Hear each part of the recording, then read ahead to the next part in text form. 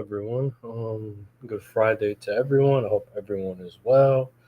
This is the Friday Night Lime where you can come on and voice your opinion and have a crazy take or whatever it is you want to do. Um, the link is in the description. Well, not in the description, but in the chat. So if you guys want to come on and have your say, whatever, just have a conversation, we can. But yeah, man, I hope everyone is well. I hope everyone is safe. I hope everyone's family is okay. And yeah, man. Yeah, so let me go check on the chat. Oh man, there's already someone in the background, man. It's been a while, so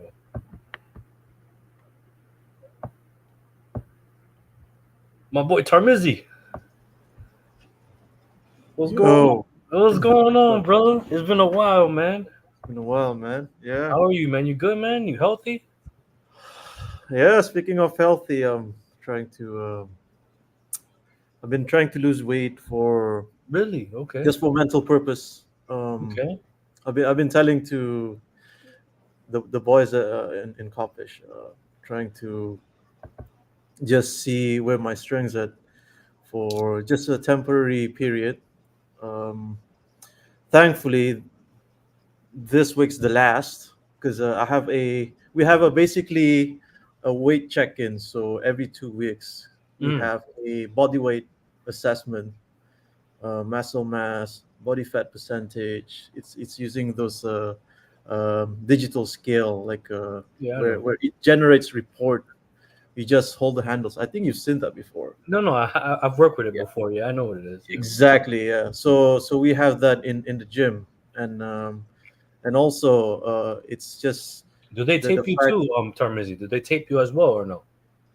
No. They We don't tape don't measure the tapes physically, but it's just on the you just step on the scale and then you? Mm. just hold for whatever minutes that you've been told to, and then after that you'll get the report, and then we'll see how it goes up until the next 2 weeks to see how you progress.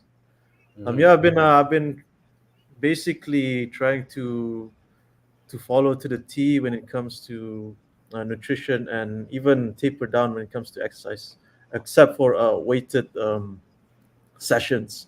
Okay. So been consistent, but not gonna lie, it's not it's a bit tough because I rather do endurance sport because this is more like just to see where your physique is.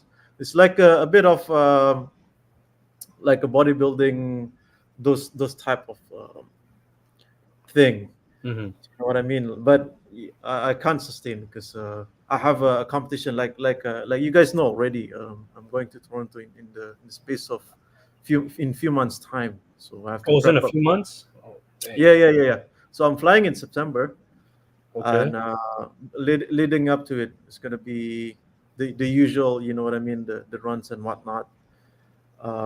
Yeah, I've been because I've already like stick to this sort of principle whereby this thing called hybrid fitness is like Okay. heavy lifts, but also like run heavy as well. Like when I say run heavy, it's like your mileage, Mm-hmm. um, outdoor, what do you call that? Like a marathon kind of thing. Because I've already said in chat, I'm doing a couple of marathons next year, Berlin and New York. Berlin, So New York. Yeah, I know. I know yeah, from experience, not physical experience, but what I've seen because I'm from New York. It's a big deal, man. That New York it Marathon is. is a really big deal. Yeah, So you know. yeah. And speaking of which, as well, after Toronto, um, I might go to Hong Kong as well for the same competition that I did in London. Oh, So okay.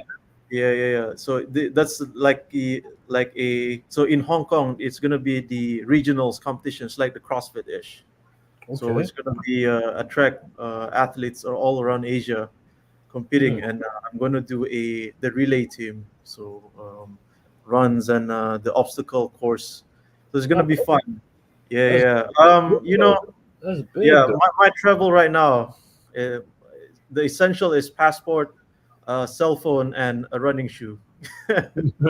That's That's my gears to so fly like out. you don't gotta apply like because you're part of the team. Do you have to apply for like a visa as well or not? No.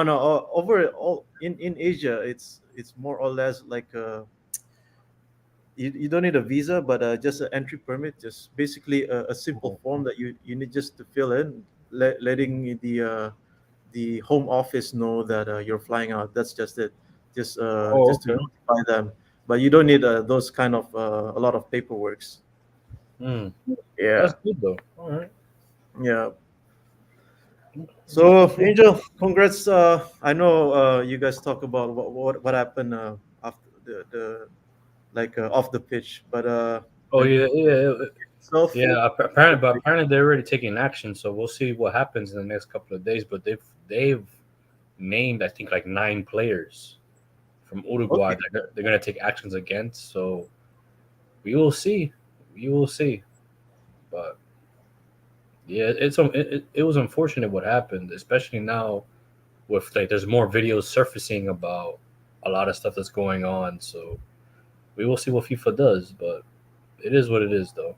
Because in the one Yeah. hand, right, like a lot of fans are kind of being a bit over negative with Nunes, which I understand why, because obviously people don't really care about what happens other than what happens for Liverpool. So since he's a Liverpool player, it's kind of like okay, well, we're gonna lose him for example, 6 months or whatever. Right. Um, and it's like, okay, what's gonna happen to us as Liverpool fans? He's our player type thing, you know. But they're not seeing the other side of it, you know what I mean? So for people that sit there and say, "Oh, we love Nunes because he's chaotic, because he has passion," but on the flip side, you look down on him for it in a way. So it's kind of a bit a confusing time right now. But hopefully, we get some type of answer soon in regards to if he's gonna even get a punishment and see and move forward there as Liverpool fans. But yeah, but I think his family's okay. I think everyone's okay in regards to families. So yeah, Because the, I see from what I heard, a lot of the players from the Uruguay side involved heavily. But what about from the Colombian national team? Are they involved as well, or it's just the no, fans no, themselves? because there was no Colombian players involved. Yeah, yeah, So, but right. the weird thing is though, I read a report apparently that our goalkeepers was sent off when the game ended. So I don't know if he was part of a scuffle or anything, but apparently he got red carded. So I'm not sure if that's true or not. I'm trying to find reports Mm-hmm. of that, but I haven't found anything. So I don't know if someone made that up or anything. But no Colombian players were involved. There's more of the Colombian fans. But I'm hearing now apparently, so there's so much more technology in some of these stadiums now that pretty much what they're gonna do is they're gonna blacklist everyone, all those fans that were there. They're gonna blacklist them Right. for like further competition. So for example, like the World Cups in 2 years times, they won't be Yeah. allowed to come in and watch the games in the stadiums. So that's I think one solution they're talking about. But we will see. We will see. That's why alcohol is not for everyone. So you know, Is that one of the stadium that's gonna be yeah, played? I think a lot of the stadiums that they're playing right now is kind of like a test stadium. Okay, can they Yeah. hold capacity, security? Is it good enough security wise? So it's one of the test stadiums. So I'm pretty sure there's gonna be more stadiums, obviously, because the World Cup is more teams, more global revenue. They're gonna want more money. So, but I'm pretty sure Charlotte will be one of the stadiums if I'm correct. But it's not really a major city per se in the United States. But it has one of the better looking stadiums. So I'm pretty sure, but I'm not really too sure and stuff. But I'm kind of like I was talking to my wife, and I'm like, let me look up these tickets. I want to go to the final. Let me book a flight. I'm in California. I'm gonna go fly to Right. Florida, and I'm gonna see the. I'm gonna go sit, and I don't care if it's a nosebleed seat. I want to see my team. You know what I mean? This is Yeah. Yeah. it will be my second time in the like history in in my lifetime that I've seen Colombia in the final. So I want to experience it or whatever. Yeah. The tickets for the nosebleed seats is $2,000. Man. That's mad. Yeah. $2,000. So, and I'm thinking, I'm like, well, this is just a regular Copa America game. So I can imagine what's gonna be like in the World Cup in the United States, how much these tickets are gonna cost if you don't get them in time. So, yeah, man, whoever's gonna go, start saving your money now, and hopefully you can catch a game. But Because the thing is, because I'm sure you know my from my personal experience, I was in Qatar that time, mm, and yeah, you I went to the was World Cup. yeah, I did. Oh, I that's thought cool. you guys knew about this. I did Man. tell Callum that back then, and so I was watching the. I'm sure you've still remember this fresh of the mind. The Portugal, was it 6-1 against Swiss? I think it was Ramos who scored hat trick, Mm. and I was so I got the hospitality. Oh wow. Okay. Yeah, yeah. That Service. is that was already 600 USD, and that was just round of 16. Oh my God. And yeah, I was just go. I went there just the thing is, personally for me, to fly over to Doha, Qatar, is a bit more, um, not to say straightforward, but the logistic isn't as complicated as flying over all the way to US or the North American region. Mm. So like I could just fly directly to Dubai and then couple of layoff and then straight another, I would say, 1 or 2 hours ish to Doha, which is just a neighboring country in Middle East. Mm.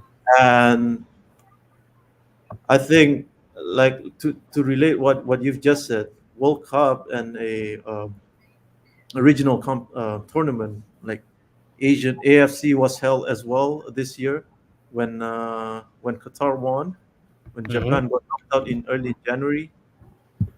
But the World Cup is the spectacle whereby it's going to pull a lot of people. Because I Mm. remember when I was in that seat, there's a lot of not the VIP, like the VVIP, like, Yeah. yeah, top people watching, like celebrities, your whatever influencers and whatnot. So I can imagine, and the fact that it's going to be in US is like, it's more, not to put much disrespect, but you know how like celebrities and those top people over in US, it's like it's one of those places where it's gonna be vibes 100%. Yeah, yeah. And Imagine the what I'm concerned too is I think too for a lot of fans that are coming in because the US is so strict in regards to like entering the country. I wonder how that's gonna work.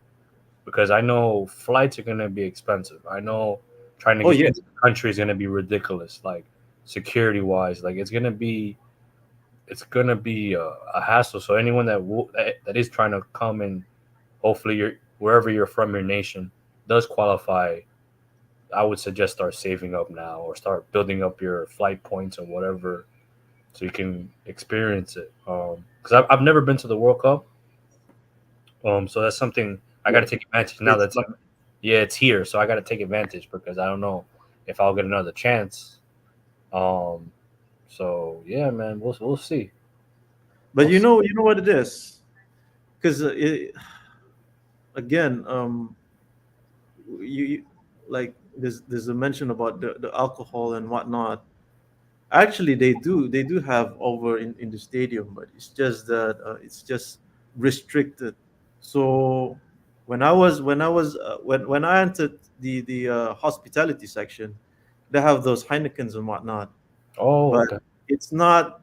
It's just being served over that area to those to the people. Oh, As if you go to the regular seats over whichever was being played in Qatar, you won't you can't find them. And over like outside the stadium, they're not selling them. It's just only Coca-Cola and just the regular fizzy drinks.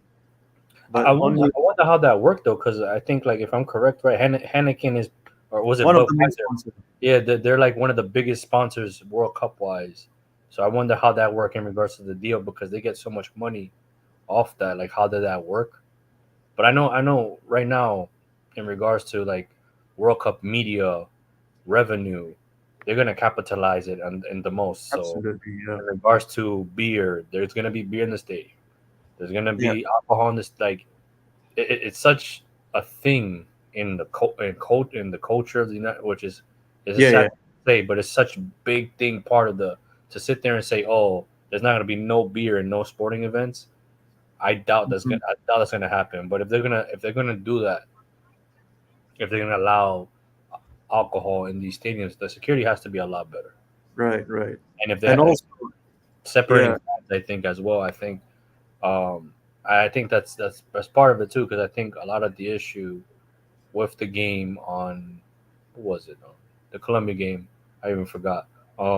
It was like 70,000 against 5,000 Uruguayans. oh yeah, yeah, You know what I mean? So it's like you got to manage the tick. They got to manage how they're sending the tickets, who they're sending it to, because it's pretty much home advantage for. It's been home advantage for Colombia the whole tournament because we move in packs in yeah. regards to that. So um, yeah, so it's gonna be a nice event to experience. But we will see because I know I'm in the lottery for the tickets. Okay, okay. So you've Yeah, applied already? Yeah, yeah. yeah, yeah. Oh, yeah, yeah. I've been applied. With the moment it said it was open, I put my It's on the FIFA website, isn't it? yeah, yeah, yeah. I put it in Yeah. there. Even if I don't go, or for some reason, because you don't know what happens in 2 years, right? At least I have an option to like get tickets or whatever. So yeah, we will see how it goes. Um, but I am excited for. I'm not excited. I'm more nervous about Sunday. Okay. Yeah, like I don't know. I think we have played like put the bias aside or whatever, but I think Colombia has played the best football in the tournament. But it's something about like since it's been so long. It's like Liverpool, for example. It's been so long since we won the Premier League. Like getting over the line, like is the Yeah, nervous part. I think yeah, yeah, I can imagine. Yeah. that's what I'm feeling right now. Is like, okay, yeah, we're here, but it's like, okay, there's no point of being here if you're not going to win the thing. And I'm pretty sure Argentina's feeling the same way. We're here now. What's the point of being here if we're not going to go out and win it? So yeah, man, it will be a big thing for the country, but I don't know. I don't know. I don't So know. I don't. you guys are gonna do the watch along, isn't it?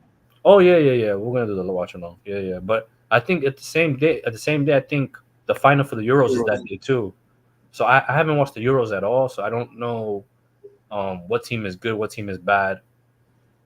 Um, but I'm pretty sure England's in the final in Spain, right? So have you Yeah. been watching the Euros? No, No, not yeah. live, but I Oh, just kept up the highlights okay, and just hears opinions and thoughts from the reactions from okay. people online, yeah, and in social media. Yeah. So apparently, from if if the rumors are true, apparently I heard they're about to extend Southgate's contract. I think 2 more years. I think. Bringing him to another World Cup. Apparently, win or lose. Apparently, this is the rumors. They're gonna extend his contract.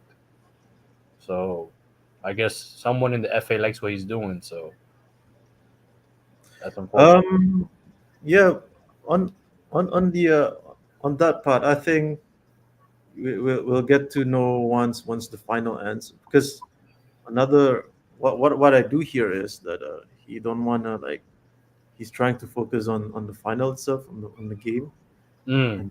and then he'll drop the announcement once it ends. But I don't know. Maybe not, because when you think about it, who's the which individual can take over, like, available right now. Yes, that's There- the thing too. Yeah, Yeah, yeah. But that's the smart way of thinking too. But I think a lot of the England fans are just so fed up with like the playing style, a lot of like this boring mentality of playing that they just want him out. But logically speaking, if you do, for example, not renew his contract or tell him thank you for your services, but we're moving somewhere else, who's the guy they're going to bring in? And you don't want to kind of, in a way, bring in the wrong person and then ruin, I guess, a generation of good talent. Because whether we like it or not, England has a very good team. They have yeah, good, you have good players coming through, so you have to pick the right person to mold this talent in a way. to win. Because I think if they play right, if they play correctly, England can win. They could have won a World Cup before, I think, but they messed up against Croatia. I think that was what 2018. Yeah, Was it 2018? Yeah, they messed up against Croatia. They could have that was won it. that was when they play against, was it against Colombia as well? Yeah, we got eliminated in penalties. Yeah, Yeah, yeah. in the quarters. You're Yeah, right. yeah, yeah, yeah, yeah. Yeah. Yeah, that was a different time, but I think we're a lot. I think we're a lot better now. Um, but yeah, man, but we will see. So we will see how that works. But I mean, I've seen some of the official England channel on YouTube, and it's just like to see the nation not of and trying to forget the tribalism, because I think what is it, Ollie Watkins, because he's a Aston Villa player, and when he scored that winner against the Netherlands, so Birmingham City, which is the arch rivals of Aston Villa, hmm and one of the mascot was saying in front of everyone, like, I don't hug any Aston Villa players just because they're my arch enemies, but I really, don't mind hugging Ollie Watkins because he's the England winner fourth and fourth. Like well, that's the good uni- though.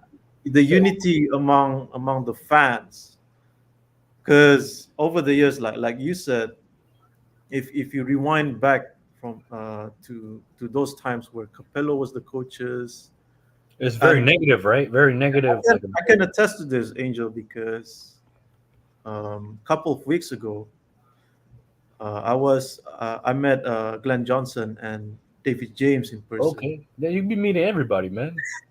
No, because so they have a football clinic. I said to 12 man and Brian, so they had a football clinic, and so they talk about the England, just because the Euros is happening the same time, and he said um, the dressing room back then, you could feel the tension, not only the fans outside, but even the players among themselves. Mm. You know what I mean? Like, yes, you have the like Capello. You could say he's up there when it comes to tactical. The names speak for itself, Yeah. but then again, to, to have that sort of camaraderie and the chemistry among the players, it's almost non-existent. So Mm. he felt envious when it comes to the teams having that sort of presence right now, that sort of the chemistry, the unity, not just from the fans outside, but also the players, the players camp inside with the Mm. staff and the coaches, as a collective. So I can attest to that. Like, I can understand Mm. what, what That's probably why I guess the FA don't want to move away from him because if the players are giving him good feedback, if the players are giving good feedback in regards to okay, we a group, we a team, there's no negativity going on in camp, why would they change him at the end of the day? Like if you're looking at it in that aspect, obviously, yeah, you have to win things, but do they have a chance on Sunday? Because if they win Yes. on if they win on Sunday, then all those people that want him out, they can shut the hell up because they won I, something. I, I think I think they're gonna do it. I think You it's gonna think happen. so? Yeah, Yeah. that would The be the big. reason the, That'd be the big. reason why I said that. So the reason why I said that is because they went to the final. Was it 2021 against Italy, and they lost? Yeah, yeah, yeah, they did. Penalties on So penalties. Yeah. those that's the one factor where I think, okay, this is because it's almost impossible to see a back-to-back final losses in sport.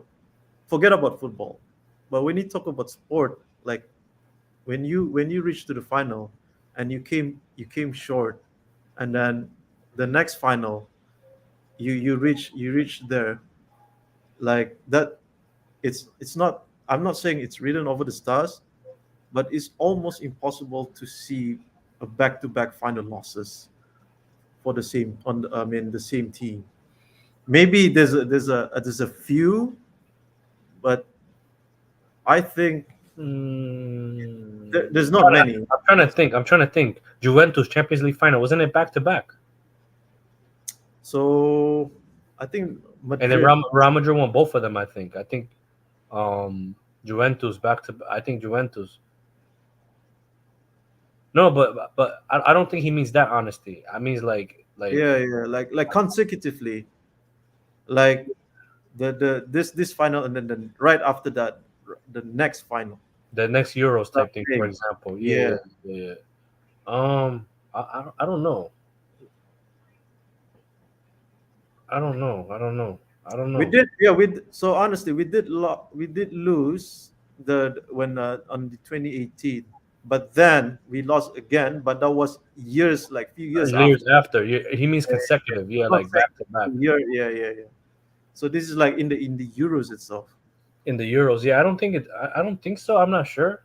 I'm not a I don't know historian. about Copa though. Maybe in Copa some in the history, but Maybe because it's Copa goes back a long time. I'm gonna find out Copa America winners. Cause I know Argentina has the most. yeah, yeah, yeah. No, actually, no, actually, they're tied. Actually, Uruguay with Brazil. yeah, Uruguay, yeah, but they have Uruguay has 15 titles, 6 runner-ups. Argentina has 15 titles, 14 runner-ups. Jesus Christ, that's that's crazy. Okay. Bolivia has no. Peru has 2. Paraguay has 2. Bolivia has 1. Brazil has 9. Chile has 2. Colombia has 1. Let me see. I'm trying to see the finals because oh my god, the first ever Copa America we lost in the final ever in the history. Peru versus Colombia, we lost 2-0. Dang. Okay, let me see. Uruguay, win. Brazil, back to back win. Yeah, okay. Um, in 2004, 2007, Argentina went to the final twice. They lost twice, back to back. Okay, Yeah, against that's yeah. Brazil. Yep. But then again, like it's not that many Yeah, that it's not. have It's not that many. not that many. But we'll see. I mean, like Spain have a serial winners, especially when you have Rodri. Like he's I Yeah, don't he's so immense for the. He's so immense both internationally, both club level. Like I never saw the projection because I remember when they bought him from Atletico, it was like some nobody that no one really knew about. yeah And like look how he's transformed. Like he, I think he goes. He can go into any team in the world. I think yeah he's one of those players that easily easily he yeah can. Yeah, he can easily go into any team and will change the adapt way. Yeah, adapt yeah adapt. Like he's so. I think too. Even Fabinho, when he in his peak, I think the same thing. I think as well. I think Fabinho was one of those players. I you think. know. So here's the bits that intrigue with Rodri because I don't know if you know. So Gary Lineker and Alan Shearer they have this a short podcast on YouTube, and so Lineker was saying that when Rodri first came, he went to the coaches like talk about tactics and football IQs and whatnot. So that's already a testament that he's willing to adapt the environment. Like like players go to training. That's just it in it. Like after training, you just want to switch off and then just go back to wherever you live. But for him to have that live and breathe football, that says everything as a player and as a as someone who loves the game in it. Mm. Like talking about tactics, talking about how to improve his play. Of course, he did struggle, and then he has to compete with Fernandinho back then, and then to come out Oh yeah, he as was a favorite. He was a favorite back. Yeah, he was. Ferdinand was a favorite yeah, for. yeah. Yeah, yeah. So yeah, it's interesting. I mean, Spain. When you look at the conveyor belt, it's crazy. Like some of the players are missing, and then like we have there's a player on the bench like some of the Liverpool fans. are craving to get Zubimendi as well. He's not the starter. And you look at He's Fenerbahce, talented. He's talented. yeah, Sociedad. Sociedad has a I As a think good pull too. Yeah, they have. I think they have two Oyarzabal. players. Yeah, Yeah, he has like two. They have two players from Real, which is a big thing for a club like Um, but you know what?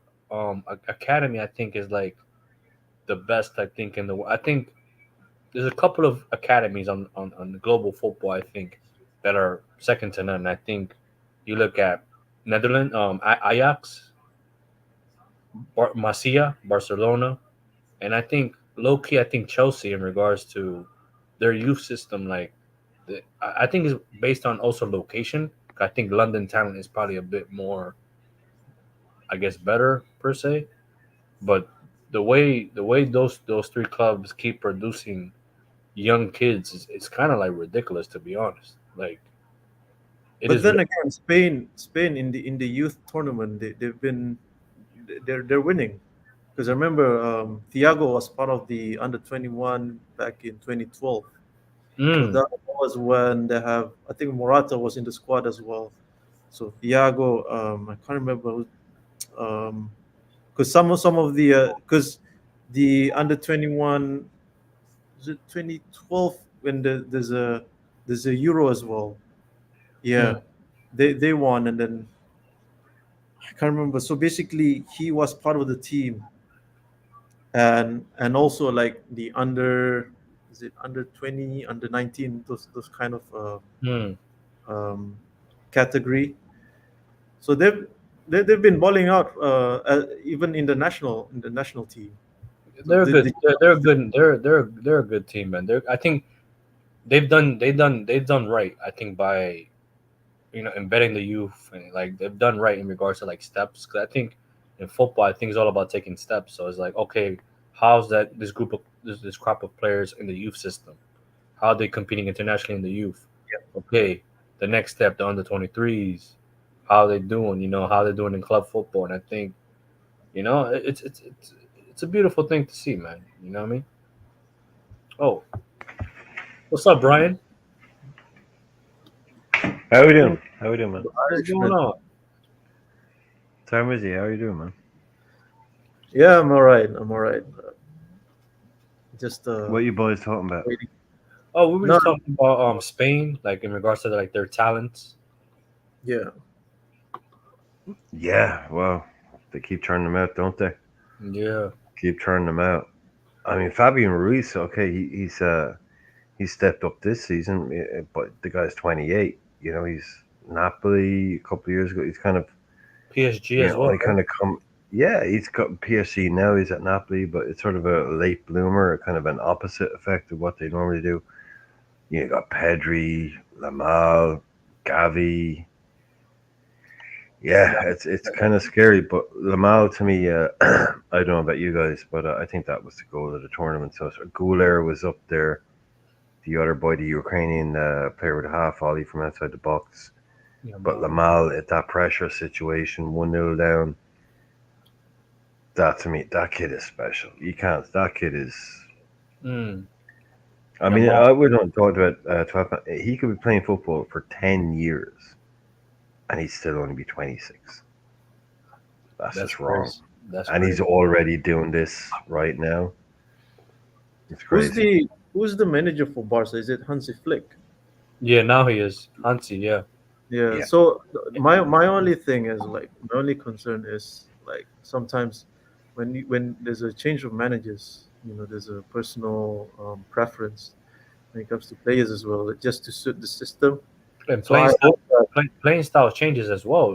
Tarmizi, like he yeah, might be used to this whole shabby tiki Xavi taka. Ball, yeah. Yeah, you know what I mean. Now Hansi Flick maybe more gegen pressing, more running in the legs. And at the end of the day, he's 16, 17. He hasn't fully developed yet, so injuries will happen. You know what I mean? So Because remember, like before this, was it Ansu Fati, and then yeah, because Linier? remember, Hmm. Ansu Fati was the next coming to of Messi as well. And look at injuries destroyed him Too because bad knee injuries. because they kept playing him. Like yeah, I know I talk about the sports science or whatever, but that is a thing. he isn't fully developed. You have him playing 90 minutes every game. And then there's a kid. Once upon a time, is it Kirkic? Boyan Kirkic. He's I think he's a Croatian native, also part of La Masia as well. Kirkic. And he was tipped to be Bojan played for the Stoke. Bojan. Yeah. He was like the Oh, next. the Spanish guy. Yeah, Bojan. Yeah. Yeah, he's one of the like uprising, the next rising star of the club. So like these things could happen. Even Pedri and Gavi to the extent like, but that's No, more. Pedri, I think is done. I think in regards to not done because I think he's very gifted. I think in regards to I think his knees. I think he has 3 knee injuries. Same knee. Yeah, I don't Yeah, know. is it ACL? I think. I have to check. I'll find out right now I read something about it's the same knee. I think he had 2 at the same knee, 1 at the other knee. Like I don't know.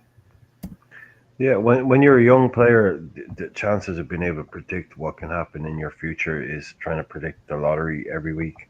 Yep. There's so many variables that come in. Like if Lamal stays fit and someone with this level of talent and has a lucky career, fine career, he'll be like he's already shown he's kind of Not a hamstring. he can do everything that you need to do. 1, 2. But like I said, he could. Most top pros would give you, they give their arm and leg to have a 10-year career. Like I said, this guy could play for another decade and still only be 26. And people would say, "Oh, that's when you're coming into your prime, at your peak at 26."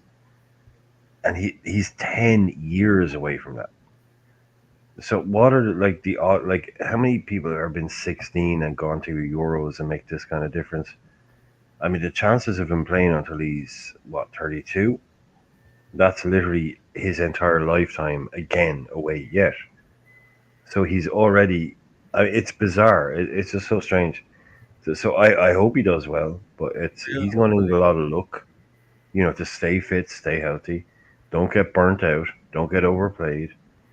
He's already a superstar, so good luck with that. That goal, especially talk about announcing yourself on the international stage. Yeah, he's going to need good people around him, good backup, good support, and good decisions. Do But you think? yeah, Do you think it's gonna be like the next CR7 Messi, whereby now Mbappe is in Madrid and then Yamal is representing Barca? That sort of individual rivalry. Could you they, see that in the next 5 to 10 years? they will look for that. Yeah, Termizi, of course they will. They will look for a counterbalance. They will look for you've got Mbappe, but we've got yeah, Lamine, Because or yeah, we've I got. think La Liga wants to have that sort of like marketing as Oh well. yes, They 100%. need Yeah, it. they do. They do. They Yeah, need, yeah, they do. they need Yeah, it they though. do want that. Yeah, They need it. yeah. Because they've been kind of living off it for a while, feeding off it the whole. Yeah, okay, the Premier League may be the richest. It may be Yeah, yada yada yada, but we have Messi and we have Ronaldo. Yeah, and they definitely kind of lived off that for about 10 years. Of yeah, they may be able to pay more, but the best in the world, the real best, they still want to play in Spain. And we have the proof. I think, and yeah, they will feed off that. But you got Mbappe, but you got Vinny, you've got exactly. also Endrick, Mm, going to Madrid as well. I don't know about that one. But And the then yep. same age as Lamal, right? Endrick around there, maybe a little bit older, but closer. And I Yeah, think but yeah, I think Victor Roque is better than Hendrik. the guy that went to Barcelona, yeah, Yeah, yeah, I think he's yeah. better. What For me, happened to him? I heard there's a rumor that him might leave and go to Inter. yeah. So apparently, the president I think gave him like false hope, like, oh, you're gonna be the next up and coming this, or this playing time or whatever, because he was being rumored to be bought by so many clubs. Many clubs wanted him. Yeah, And Barcelona, when it comes to South American players, when Real Madrid and Barca call, you pick up the game call. on. You go there. So They sold him the dream, and Xabi didn't think he was good enough, or he came mid season, so um to embed a young kid like that into the system is gonna take time. So the agent was upset because some promises weren't met, and they were talking about, oh no, Barca wanted to put him out on loan. The agent's like, no, he's not going on loan. If he's going out, then you have to sell him, type thing. So, but apparently now I think he's part of the new plans now, or whatever, with Hansi Flick or whatever. So It's a fresh start then. yeah, it's a fresh start because you look now, a lot of the young players from our team seem like they're fighting for a place now. So I'm pretty sure he's gonna do the same for Barca on Victor. So we will see. What do you think about the Brazil like prospect? I mean, because there's a lot of criticism from is it R9 and then Ronaldinho as well. Yeah. So the Ronaldinho one was a bit funny for me because like a lot of fans kind of agree with, a lot of Brazilian fans agree with him, but then like a day later he kind of like switched up the message, but like, oh, it's not what I really meant or whatever per se, but he really meant it. Yeah. And then Ronaldo, I think, was kind of like the one where everyone was like, oh shit, Ronaldo spoke, like we gotta take it serious now. Yeah. What did Ronnie say? What did Ronaldinho say? Yeah, Gordo Ronaldo said pretty much like El, oh Go- El Gordo Ronaldo, the fat Ronaldo, yeah? yeah, nah, yeah. El Gordo, yeah, El Gordo That's Ronaldo, the that's fat what we call Ronaldo. that's how we call him and stuff. Like Yeah. so, Okay. so pretty much like they talked about Jugo Bonito, and we all know it was beautiful back in the day. And he was Yeah. like, they asked him, oh, like, who do you think brings that to the team? And he's like, no one, or whatever. Oh, right, And, okay. and they're like, oh, what do you mean? And everyone was surprised. He's like, yeah, no one, like that died a long time ago. The closest thing we ever had to that was Neymar, and he's not in the Yeah. team right now. 100% Neymar. And Yeah. He is El Yogo Benito. and then he was like, oh, but Vinny's like, yeah, I love Vinny. Vinny's not Yogo Benito. No, Vinny's not No, Yogo Benito. he said it like he's like, oh, I love Vinny, but Vinny is it can't. He along the lines he can't lace Neymar's boots or whatever. Yeah, he's not a flair player. He's a power. He can. To today's people, maybe he might look like a flair player, or Yeah. skillful, but to Brazilian people, they're like, no, this not skill, that's not Yeah. flair. Yeah, they're used to. Mhm. I mean, Rivaldo, Ronaldinho, soccer. I mean, the list goes on. Yeah. So- So a lot of the media was like on that story, like they're like, oh my god, Ronaldo, el fenomeno, look what he's saying about the team or whatever, and like it was funny because when Ronaldinho put the comment or whatever, a lot of the players in the national team responded There's a back. backlash. There's a backlash here. But when Ronaldo spoke, no one said shit. Like all yeah, the players are like, okay. all the players are like, "Yep, the man spoke. I'm not gonna say nothing because he's such an Okay. like Ronaldo is such a Respected figure. yeah. He's such a I think he's a second. of He's God to them. Well, not really. I don't want to use the word, but he's something The else. icon. The icons. Yeah. Yeah. So there was a So time. they're not a happy camp. It's not a happy. Yeah, it's not. Yeah. So because there was a lot of things where like who was it? Pereira, the guy from Fulham, Andres Pereira. Or whatever. Yeah, Andres Pereira. Yeah. I think one media outlet in Brazil was like how's this guy getting into the team? Like how's this okay type thing? And he like got upset or whatever, and like he responded back to the media outlet, but it's like they kind of like it's sad, but it's true at the same time because you come from a nation like Brazil's known for football and volleyball, obviously, or whatever, and they were such a powerhouse. But I think when it comes to cycles, there's always cycles in football, right? So they had their cycle, right? They've won the World Cups, they won the Copa Americas, and if you're not focused on the youth or you're not focusing on bringing players through, it's gonna die down and stuff. You know what I mean? And I think that's why a team like you brought up earlier, Tarmizi, Spain, have done so well in regards to rejuvenating and bringing in this youth talent. Yeah, new talent emerging. You know, like for example, since okay, since when did Danny Alves retire? Like what, like 4 years ago from international football? Same with Mm. Marcelo in a way. They haven't really featured. They haven't replaced fullbacks. They don't have no good fullbacks. And before that, it was Cafu and Roberto Carlos. That's a big gap in time. So, um, yeah, like for Maicon arguably as well. and Up there, Michael was good too. I think he did okay. Yeah, he, yeah, he did okay, but part of it. you But know, Cafu, undisputed.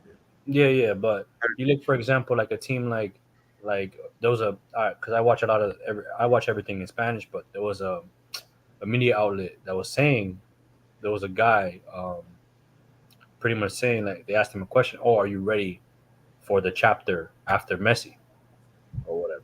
And he's like, oh yeah, I'm ready.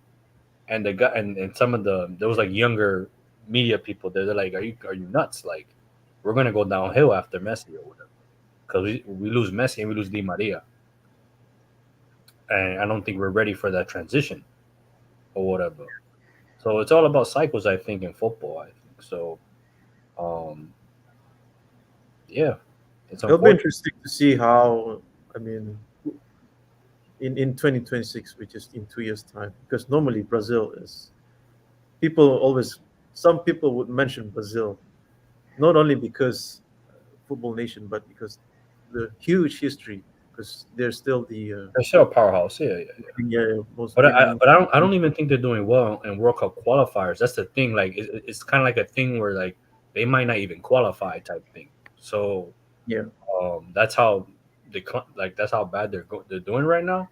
But they hired a new manager. But there was so much speculation about the new manager. It took them like a whole year because there was rumors about Ancelotti coming over.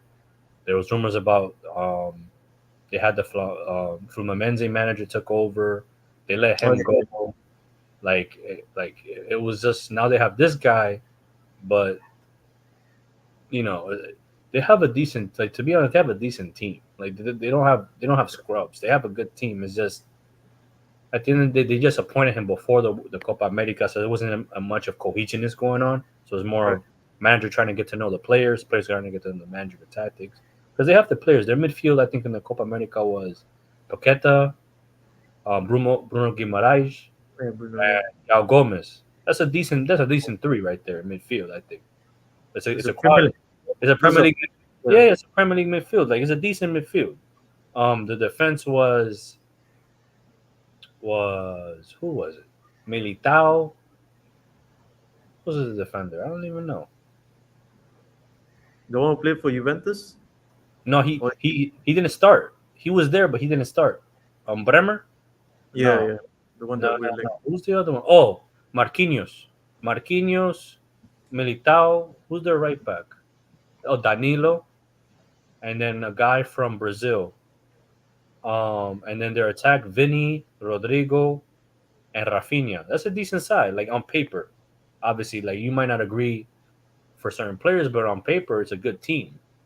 Yeah, You know, so yeah, but we will see. We will see because I think when it comes to like being an international manager or being an international team, it takes time, right? Because you don't play for your country all the time. So you have the what 2 weeks a year or what like 6 weeks a year to sit there and embed a system or build a culture and try to exactly. execute it is a bit hard. You know what I mean? So that's why I think Colombia is doing so well. Technically, we're on a in all competitions, which is friendlies or World Cup qualifiers in Mm, Copa America. We're undefeated for 24 games straight. So it's close to like 2 years of not being beaten, and we had the same manager for so long. So yeah, so it's unfortunate, but well, do I see Brazil kind of being a powerhouse again? It's a possibility because they have a lot of young players coming through. I think another academy that's doing very well is Palmeiras.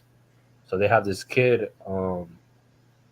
They call him Messinho, which is like Oh, okay, okay. Is it not Esteban, right? It's no, another. it's Lewis. I don't want to butcher his last name, but Guillermo. Yeah, I think not, I've not heard that. it's spelled like Guillermo, but it's not really Guillermo.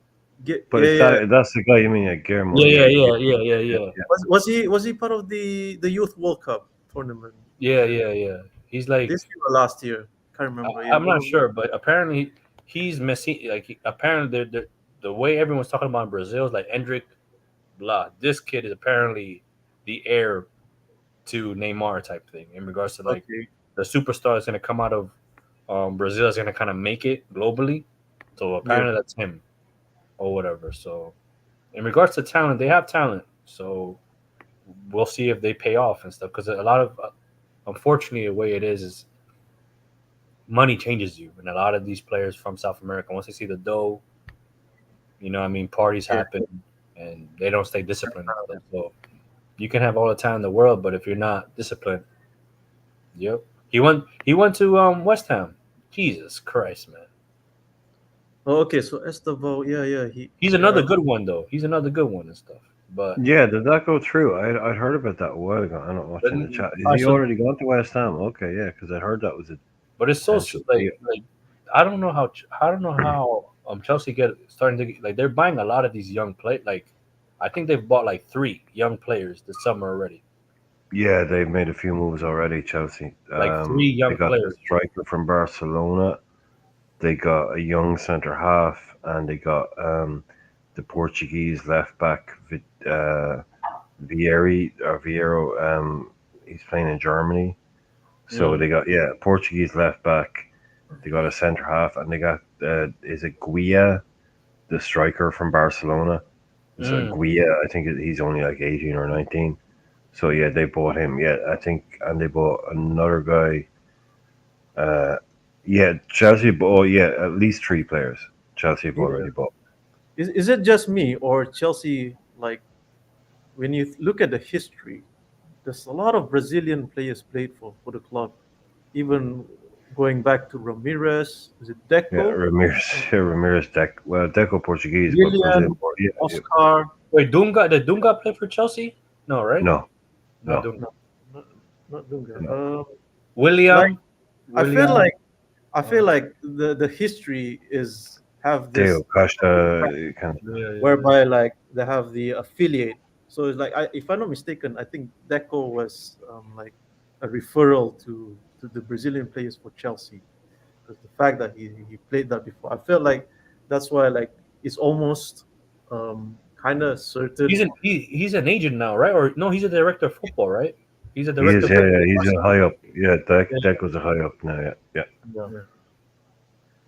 So it's like Chelsea and the Brazil heritage is there's a rich heritage when you look at the Premiership, the other clubs in the Premier League.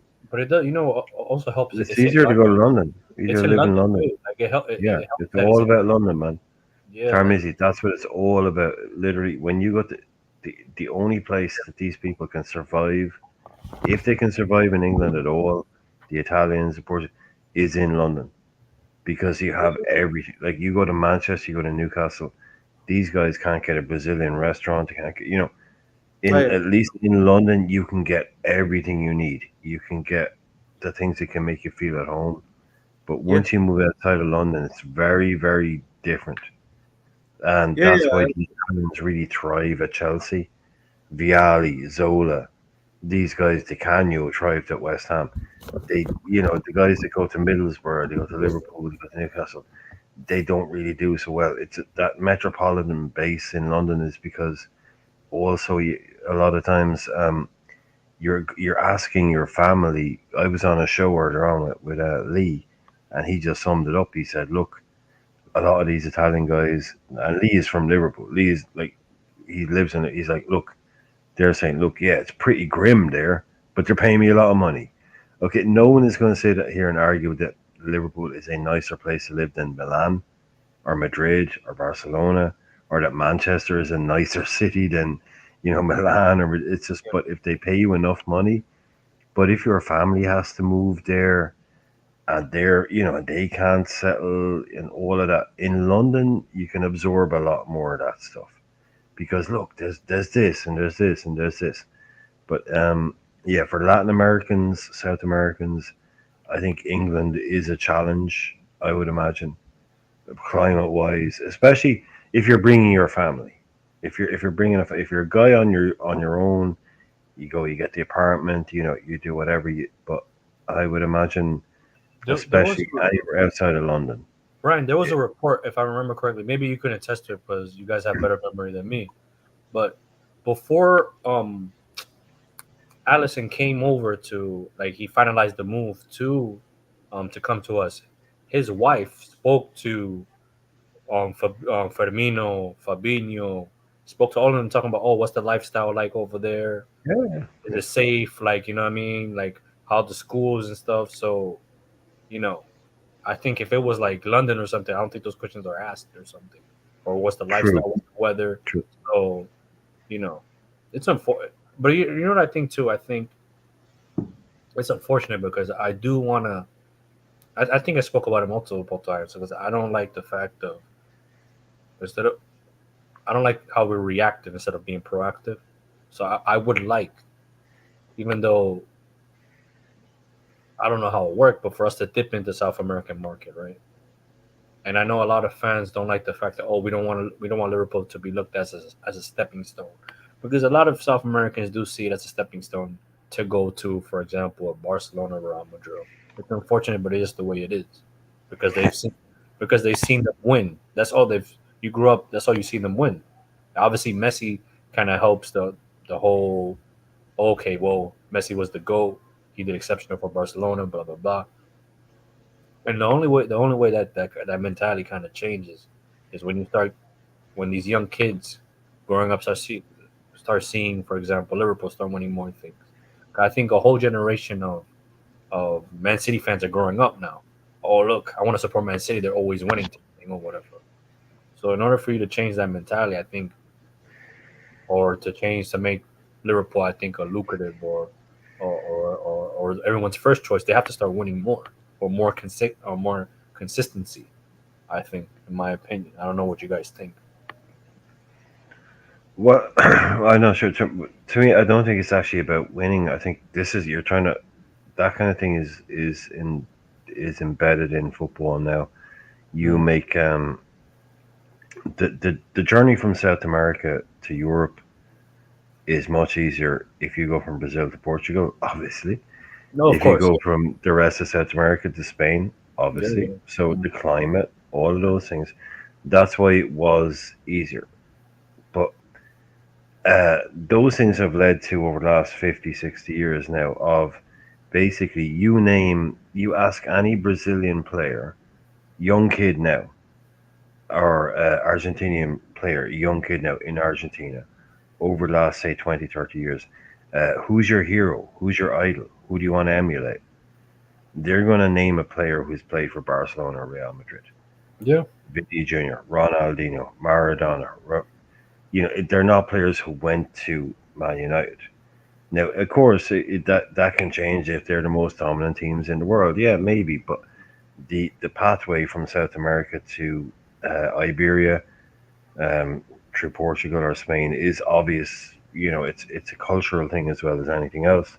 But Mm. these guys, they have 100 years now. Well, Barcelona and Real Madrid now have 40 years of basically. You ask a South American kid, who is your footballing hero? It would be someone who's probably played for Barcelona or Real Madrid, and ask them where is your ultimate dream destination. It will be Barcelona or Real Madrid. To me, it will take at least a generation and a half of complete and utter sustained success Mm. in England to wipe away all that 100 years of cultural connection. I think it's a bit of a pipe dream. I think it'd be Mm. nice. It would be nice, but you can never change the fact that England isn't Spanish speaking, isn't Portuguese speaking. Yeah, yeah, yeah. It's not warm. It's not nice. So people from South America will gravitate towards that. You get your odd, but I think it's a bit kind of, it's just the way it is. I think, and Mm. that's the way it's always going to be. Is that the South American connection will go first to those Spanish clubs. In 100 years' time, maybe it's different, but If I was born in Spain or in a South American country and I had an option to live in the freezing cold north of England or in Barcelona or Madrid and win Champions Leagues, I know what I'm choosing because you're also having to rely on those clubs to stop winning things Yeah. for you to become like you can go out and win stuff, yeah, but you think Real Madrid and Barcelona aren't going away, and Yeah. they have a 100-year head start on us Yeah. in terms of the connection between. But again, like if you're a 16-year-old, Chris, are you going to go to a country where you can, like you say, you can speak Spanish, or you have to learn a completely new Yeah. language? You're not As a wrong. Yeah. 16-year-old, Yeah. for your adaptation and development, it's a hell of a lot easier. I mean, these are all things you could be picking apart, but there's a reason why the South Americans go to these clubs, and this is why their idols are on their walls wearing Barcelona jerseys, Real Madrid jerseys, because that to them is what's the peak of a South American footballer is when they get signed by one of those two clubs. That means you have made it. You've Yep. done it. Yeah. It's not if you get signed by Manchester United. They're like, oh, cool, yeah. Oh, he plays, but it's like, oh, he went to Barca. He went to Madrid. That's to them is the peak. Like you could play for Liverpool, but I think our catchment area is different in terms of you know. Yeah. It's a nice educational take of Brian. Well, I mean, the weather isn't very nice in Liverpool. It's not. I mean, everybody likes the sun, man. Sometimes it comes down to simple little things like that. Like Yeah. everybody likes the sun, you know. It's you pay me 300 grand a week to play football in Barcelona, 300 grand a week to play football in Liverpool. I've been to Barcelona. I'm playing for Barcelona. I've been there. That's a nice place, man.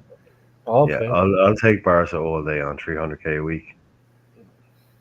Okay. Okay. Speaking of cities, have you been to Berlin, Brian?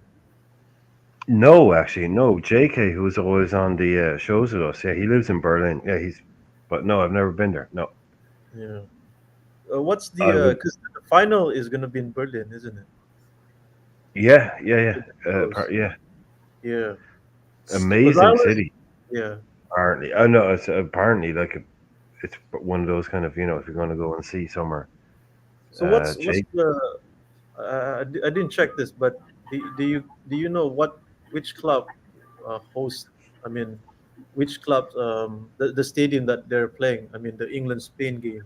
Is it one of those Bundesliga clubs that that um, that owns the stadium, or is it a national stadium like Wembley in Oh, Berlin? that's actually good. Yeah. Well, you've got Union Berlin, and then Because you've I know got Hertha Berlin, isn't it? Because Hertha exactly. So, but Union, I'm assuming that's a national stadium. Yeah. fair enough, I'm fair enough. going to go out on a limb. Yeah, I'm going to assume that's a national stadium. Yeah, yeah, Because like some of these stadiums that I know that is being played in the Euros is the one in Dortmund, the yeah, Westfalen Stadium, yeah, and was Alliance Arena part of the yeah, Euros yeah, as well? yeah. The Westfalen Stadium um, was the semis for the England one. See, this thing about see, to me, this is why I think most Euros should basically just be held in some version of Germany, Austria, Hmm. because all the stadiums are already there. You don't Yeah, need to spend $1 billion to host the tournament. You don't need to put some country under pressure to like build a load of stadiums and the infrastructure. Like Germany, it's a Euros. It's in Central Europe. They yeah, have all the stadiums already built. They're already ready to go. Like you got the likes right. of Qatar. Oh, we'll spend 20 billion and build a load of stadiums. No, dude, you Yeah, don't need to do that. Just have it in a country that already has stadiums. It's exactly. central in Europe, easy to get to, easy to get in and out of. So yeah, there's a lot of that stuff is kind of right there. But um, you're talking about 60, 70,000 at most games already built. You don't need to bring in new stuff. But Hertha Union. See, this is Eastern European football. This is another thing you could talk about for hours. Is Eastern European football and how it's so far behind Western German football. Like what happened when like the teams in in Germany are so much smaller and more under funded than the ones that were in Western Germany. So you got Okay. those like the unions and all that really tiny. Like Yeah. Germany was almost two separate different countries, but they do have that infrastructure there. But uh, I don't know. What do you think, England or Spain? For me, I have to say Spain on a Sunday. I like the fact that England got. I'm happy for all the English fans, but I can't see them coming home happy on Sunday evening. It's got to be Spain, surely. It's got to be Spain, no? England have been so bad to watch, Hmm. really bad to watch. So if they end up winning this, fair play to them. But Spain have been one of the few really entertaining teams in this Euros. It hasn't been a brilliant one, football wise. I don't think it has anyway. But I haven't watched much Copa. But to me, the Euros a bit of a disappointment quality wise. A lot Um, of a lot of people have been Spain saying that, Brian. outplayed. A lot of people have been saying that, Brian, that like the Yeah, pace, the quality of some play of the teams aren't that great. Like it's been very boring per se. That's what I've been hearing though. definitely. The quality of football has. There was a couple of really good early round games, but the knockouts, like France didn't score a goal from open play in the group stages. They had an open goal and a penalty. France, Mbappe, Griezmann, Dembele, Colomwani, or like the favourites didn't score a goal from open play in the group stage. And then you get nil-nils with Portugal.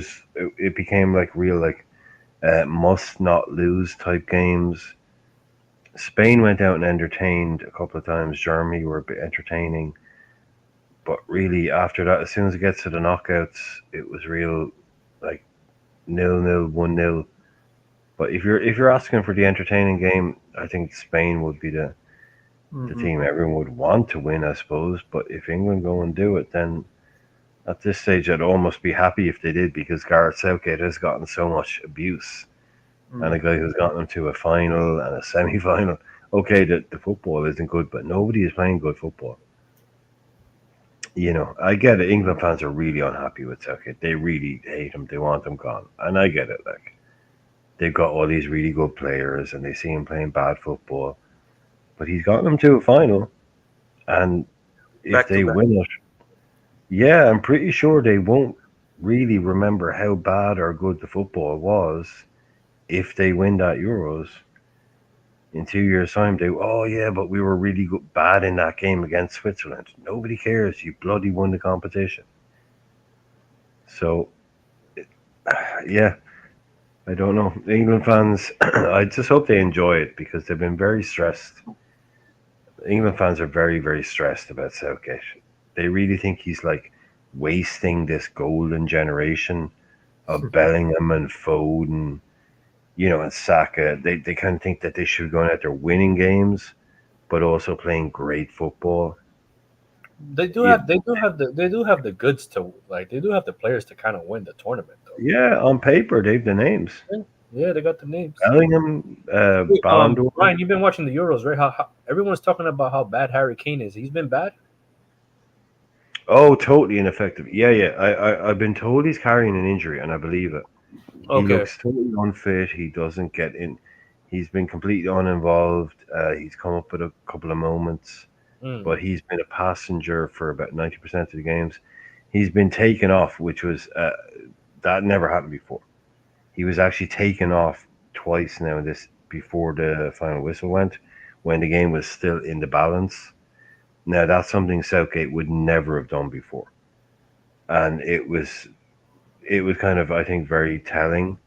Now I've heard someone saying he's carrying a back injury, but he scored a lot of goals at Bayern last year. But yeah, Southgate has actually said, right, we're not winning this with you on the pitch. Like he took him off and brought Watkins on, and Watkins gets the winner. Whereas before he would have kept Kane on and just brought on other people. Now he's actually taking the guy off. So I think Yeah, but no, anybody that says he's been good, yeah, no, he literally has just walked around the Euros doing nothing. Got an equalizer in one game, popped up with another one in extra time, and I think that's like the sole measure of his contribution so far. Very, very poor, really bad. Mm.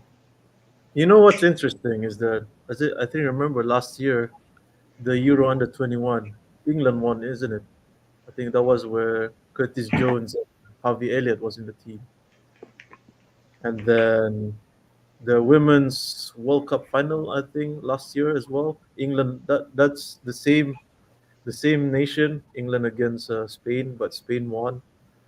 And then this Sunday, England against Spain, like part three, is going to be in the Euros. So like I Oh, find nice. I didn't know that. That's nice. Well spotted, man. Well spotted. yeah. So I find it interesting. Like could that be like a more added pressure or like a more um, fired up for the English for the England squad is because they lost in against Italy and then just to avenge the defeat that the women's team had, those kind of things. So I find it intriguing. It's all about nerve, isn't it? On the Yeah, day, who can hold their nerve? Big up, absolutely. There's Gas. What you saying, man? How you doing, man? It's been a while, man. Yeah, Yeah, it's been all right, man. What about you? I'm doing all right, man. I'm doing all right. I'm blessed, man. Looking forward to the final on Sunday. Yeah, it'll be a good game. It'll be good. I don't think it's gonna be like a whitewash like some fans are saying, because like finals are usually very cagey, anyways. Yeah. Um, there's not usually it's never usually one-sided, but I think I don't know what it is, but I think the longer the game is, like if the game goes a specific way, like for instance, like I think the longer the game goes like 1-0 or 0-0, I favor England. I don't know why, because England just have the knack of just pulling something out of the bag with like equalizers or late winners, etc., etc. But if Spain come out all guns blazing and play their football and you know score early, a couple of goals early, I think that's probably their best chance of beating us, because I think the confidence will just go. Mm. And also, Based on how they've been how both teams have been playing, obviously and throughout then the tournament. and also England do have, let's say for example, they do have the players off bench as well, because you look at Ollie Watkins that can come on, has pace. You got Trent that can pass the ball. You know what I mean? So they do have the players, but I think you're kind of right, because if Spain comes out guns blazing and they score first, they can control the tempo. That's like their type. That's their type of playing style. That tiki taka type thing. Yeah, They yeah, can yeah. do that. They can do that for like 30 minutes. Pass the ball around. It might seem boring, but if it gets them the win, then what the hell does that matter? To be honest, you know what I mean. So Yeah, yeah, yeah. No, that's true as well.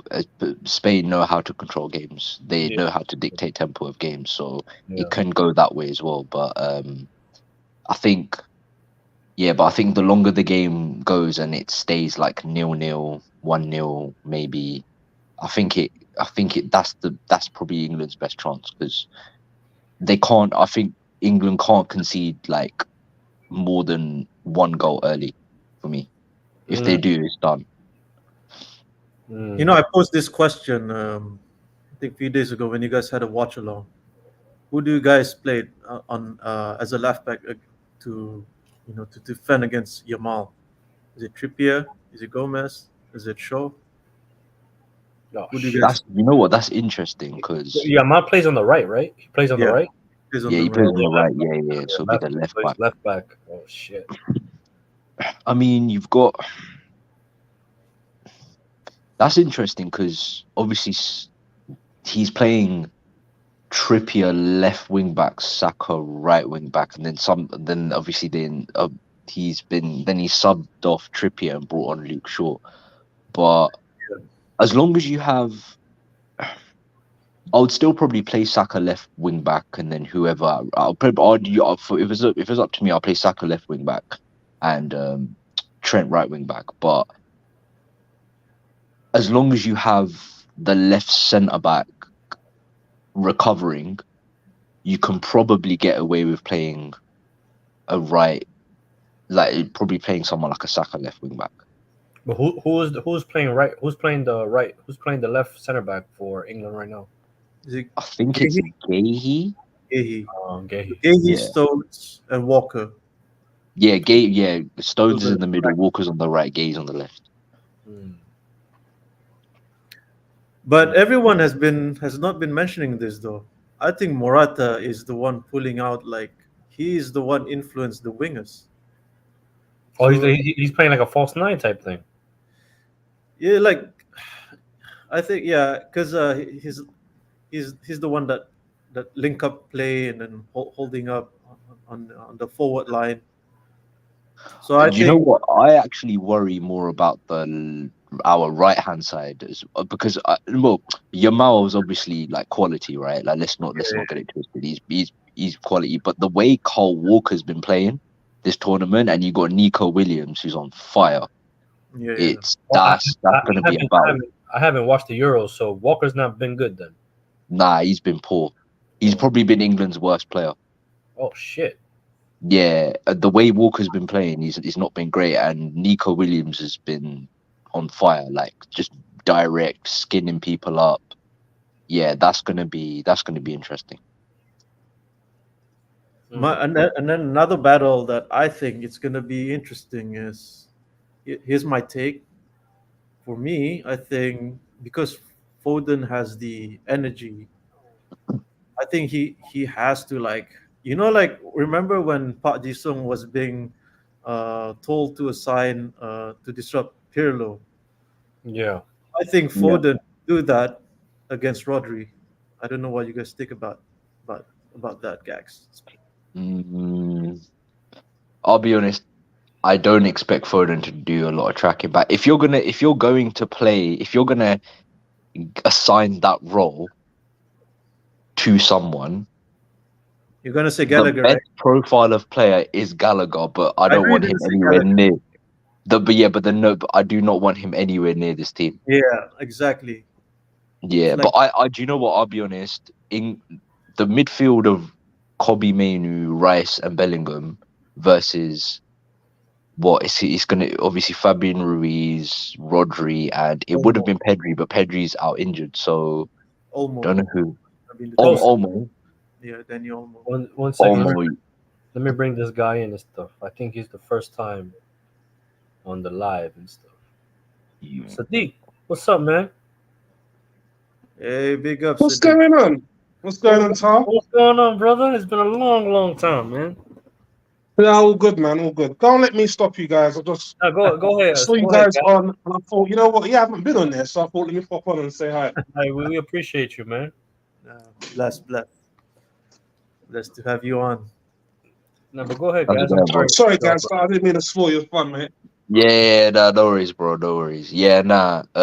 Yeah, with that midfield and the midfield we have Rice, Bellingham, and Foden. Rice, Bellingham, and Kobe Mainu. I don't expect us to. I expect us to be given a run around. I'll be honest, because the way they just pop the ball about is ridiculous. Yeah. Ridiculous. Like Kobe's the only one who's out of the three that's competent in terms of receiving the ball Composure. and composure and playing it forward. Whereas Bellingham and Rice can't really play back to goal or receive the ball back to goal. So, and not the best in possession either. So yeah, I expect Spain to fully control that midfield. Question for you guys, because you've been watching the Euros and stuff, and because I've been watching the Copa and stuff. But what happened to that is he a CDM or a midfielder? From Crystal Palace, I heard he's very techie and stuff with the ball as well. Water. Yeah, what happened to him? I thought he was playing. Wasn't he playing or not? He's not really had a game. He's not had a sniff. Okay. Because he's not had a sniff. he plays more like he's like Spanish in a way, right? I've heard like he plays like he's not a typical England midfielder. He plays more like he's from Spain or something like that. He has that kind of like technical ability. There's I very. haven't seen much. Go on, carry on. Sorry. No, I haven't seen him much because even in the Crystal Palace in the Prem, I think the only game that I watched was the one against. I think he played against Liverpool, Mm. and I only hear people talking about it, and then like some people rate his the way he performed, but I haven't seen that much of it. Like talking about the Wait. sample size. Gaz, is this true, Gaz? Jude's playing like Sabazalai for Liverpool and stuff. I mean, besides the goals, he's not been great. I'll be honest. Like with Jude, with the games that I've watched of Jude, he's doing too much. Like he'll pick the ball up from like the centre back and try and run the game.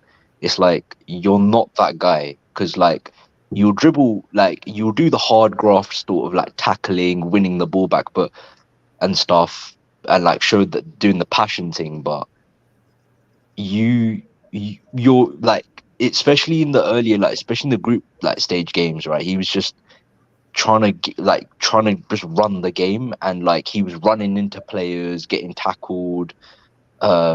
He's not been great. Besides the goals, he's kind of underwhelmed. I'll be honest. Mm. Okay. Yeah, I'm not looking forward to Sunday, bro.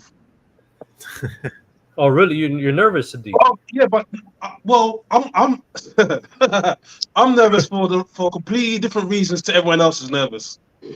Oh, So okay. let me paint the picture. So my missus, Espanol, Oh, and okay. she's 8 months pregnant.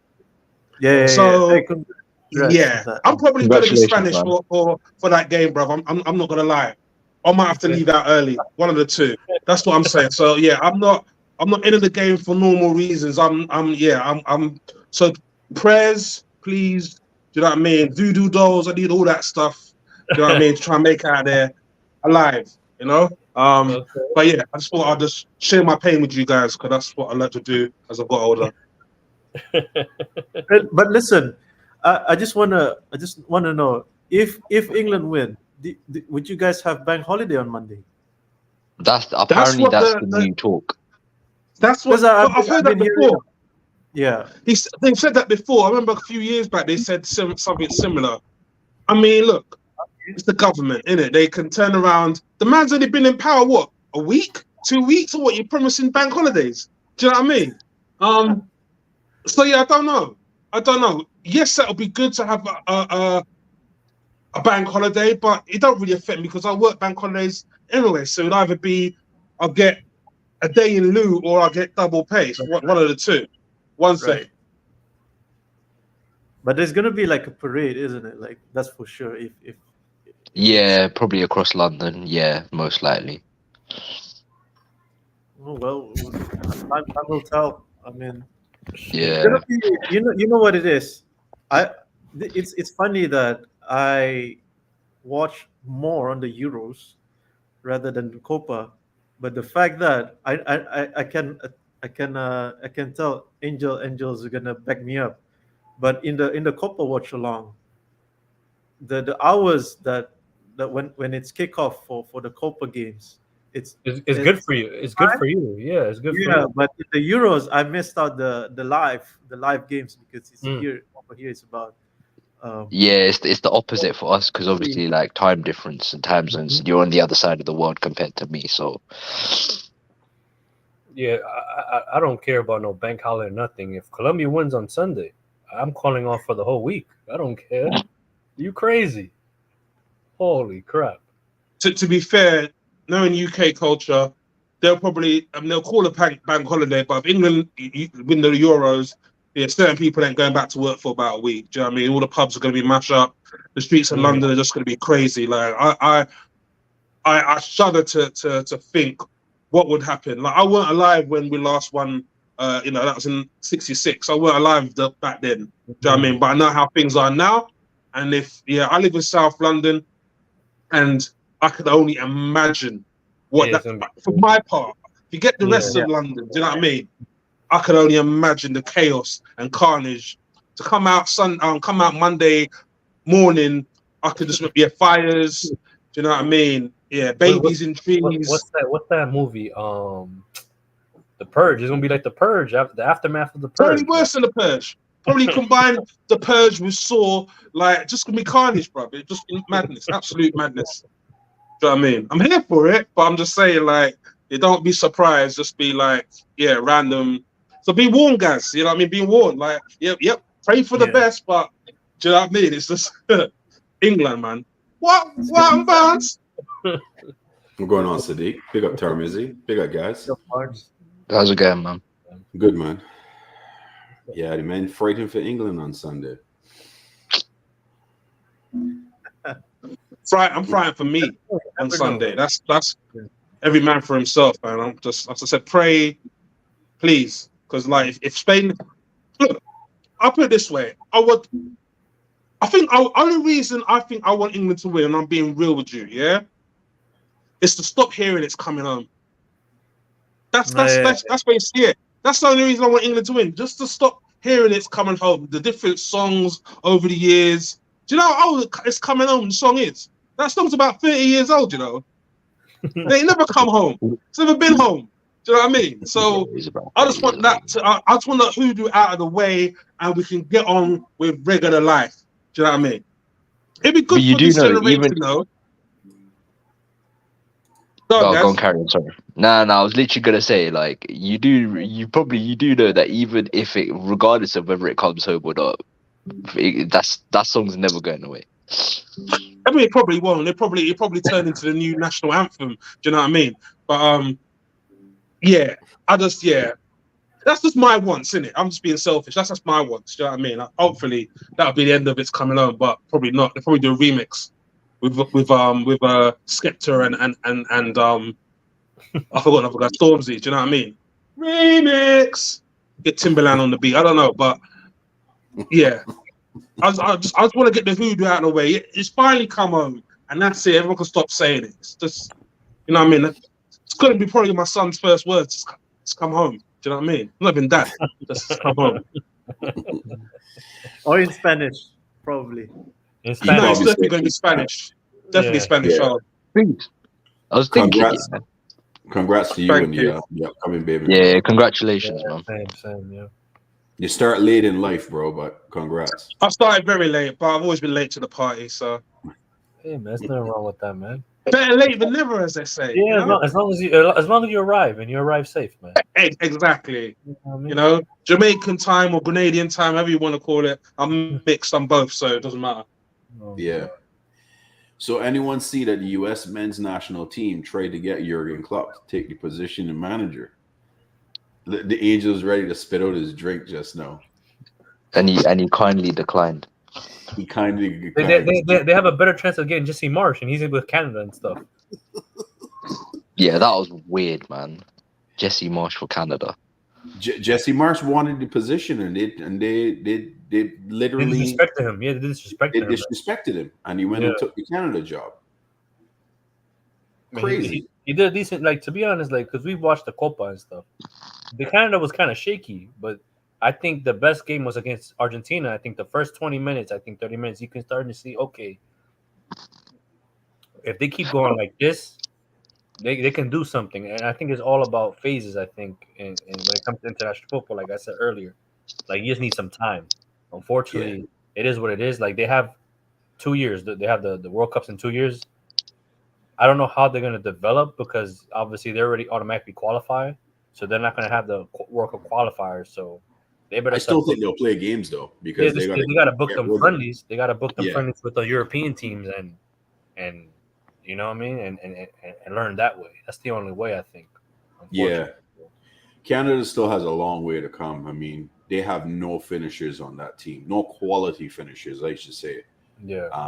Because Jonathan David and Kyle Larin is just not it for that team. And Alphonso Davies, Andrew, you've heard me go off on rants. He needs to just stay at left back. Him having that idea that he could be a left winger, no, he doesn't have the quality to be a left winger. I'm sorry. He can't dribble. He can't get past a man. He can't cross. Yeah. No, not going to happen. Not going to work. So if anyone thinks about picking him up from Bayern whenever his contract runs out, because that seems to be a stalemate right now between him and the club, and think about playing him at left wing, they're in for a rude awakening. It's going to be a struggle. It's going to be a struggle. No, but to see him, and that's the thing too. I think okay, yeah. If he wants to be a left winger, oh, okay, cool. But to see him struggle in CONMEBOL when the competition, like, to be honest, like, not to disrespect my fellow South Americans or whatever, but to compare European football and South American football is a bit. It's like kind of like night and day and stuff. Yes, you have your good players here, but you can't beat it. You can't beat a man. Yeah. Not one man. Once. Not one. Once. Not one. You know what I mean?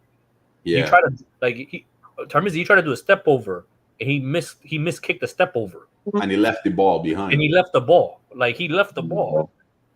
Like so. I thought he was. I think he was more. I thought he was more quality than that, but he was terrible. Yeah. And there's two players to me that these two tournaments have shown me something. I don't know if you guys agree. We can go around the panel and you guys can give your take on it. I think Alphonso Davies regressed over the last year and a half. He's not where he used to be. Injuries, I think, helped. Because I think last year, for Bayern Munich, if I'm correct as well, I think he had a couple of injuries as well. I think he's had time to actually heal per se. Yeah. But that's on him as well. I think I'm tired of like being in sports science and being in that field. I think, like, yes, as a medical professional, you have to do better by your players, by your team. But at the same time, you got to take care of yourself as well. As a person, you're a grown adult. If you feel something, you feel you're not ready, say something. Exactly. You know what I mean? So yeah. So yeah, we can sit there and criticize. I think I was part of that. I was part of that circle as well, because of how I was taught, how I went to school, and how I work with certain patients. Yeah, you know what I mean, you got to do right by them, but at the same time, I got to take your opinion into consideration, and players need to speak up. You know what I mean? So they're grown up. They're not kids. Yeah, you know, they can't speak for themselves. Like if you don't feel ready, then say something. Agreed. You know Agreed. I mean? So he's one. Quick question on that topic. So would you say the same thing about when? Because obviously when Jurgen was in charge of Liverpool, you know, I'd say certain players were like running to the ground and done too much running and too much training. Do you think people might have stood up to Jurgen and said, like, bruv, man, like, I can't walk anymore? Like, do you know what I mean? But I don't think so, because when you really think, you sit there and think about it, right? There was one interview. You guys can correct me. I'm going to misquote this because I'm not good with that type of stuff. Virgil van Dijk came out at the end of the season or something saying, I'm tired. I needed more time to come back. Why are you saying this now? Yeah. Why wait now? When the season's about to end in 2 weeks or 3 weeks, why wait now? You should have spoke. And this is where I'm conflicted, because yes, I don't think the medical team before was. I think they were inept. I don't want to say that, but I think some of their way of doing things was a bit old school. You know what I mean? And when it comes to even football or in life, you have to come with the times. You have to change. So Agreed. A lot of the decision I think that Liverpool were doing, I think, was a bit old school. Yeah, did it work? Yeah. Did we win things? Yeah. But you have to change. And I think a lot of the fans, I think even with tactics, we were like, yo, let's change something. We can't keep doing the same thing over and over again. And when you change tactics, you have to change the way you do training sessions as well. Yeah. Agreed. 100%. I mean, I draw back to the Champions League final, the last Champions League final, and Ancelotti said, you know, we were predictable. They knew, they knew how to play against us because that's the way we play. Do you know what I mean? They know how we set up. We know. Do you know what I mean? And I've always thought this, but I've just kept quiet about it. It's a bit it's not really controversial, but when Jurgen lost his number 2, whatever fallout they had, and he went about his business, I felt then. Buvac, yeah, I felt then. There's gonna be the book 2.0, man. It's gonna come out, man. One day, and I'll be here for it. I'll be here for it. But I always felt then that was a bad sign. That was a bad omen in regards of, he was was his nickname the Genius or something like that? Do you know what I mean? The brain. So The brain. the brain, that was it. So I was close. So yeah, I was, I lost a lot of my cockiness around that sort of when he left. Do you know what I mean? Because I was quite concerned. Do you know what I mean about that? And okay, yeah, we won things since he went, but tactically, we haven't really done that much different. Do you know what I mean? Like, okay, done a bit of inverted, just a little tactics there, and definitely in Klopp's last year, maybe 2 years, he was definitely implementing, doing more substitutions and stuff like that. But it was pretty much the same old, and it's just sort of like, yeah, teams know how to. This is why I'm so interested in seeing what Slot does, and even from how I've seen him come about and what he talks about. He talks about the training. He talks about watching training videos and seeing how people set up. And his philosophy is about, using different styles of boxing and martial arts and all this sort of stuff. Like, my ears prick up to that stuff because, you know what I mean? It's like, it's good. I remember Bruce Lee saying the saying, right? Because I don't fear a man who knows 1,000 styles. I fear a man who's done like one kick 1,000 times. Do you know what I mean? And so there's certain things I feel like do well and be good at that, be a master at that. I used to do kung fu, do you know what I mean? And my Sifu always used to say, like, I want you to get that technically correct, which means that if I'm throwing out a kick, I make sure I know it technically correct till, okay, I'm in my late 40s now, but I know I can still give a roundhouse and someone's still gonna feel that shit because it's drilled into me. Do you know what I mean? And I feel like with Klopp, he's got certain players, it's drilled into them, but there's no backup, there's no plan B, and I always felt that was a downfall. Sorry to bring up Klopp because I know we're supposed to be moving forward, but like that's fine. Yeah, that's all good.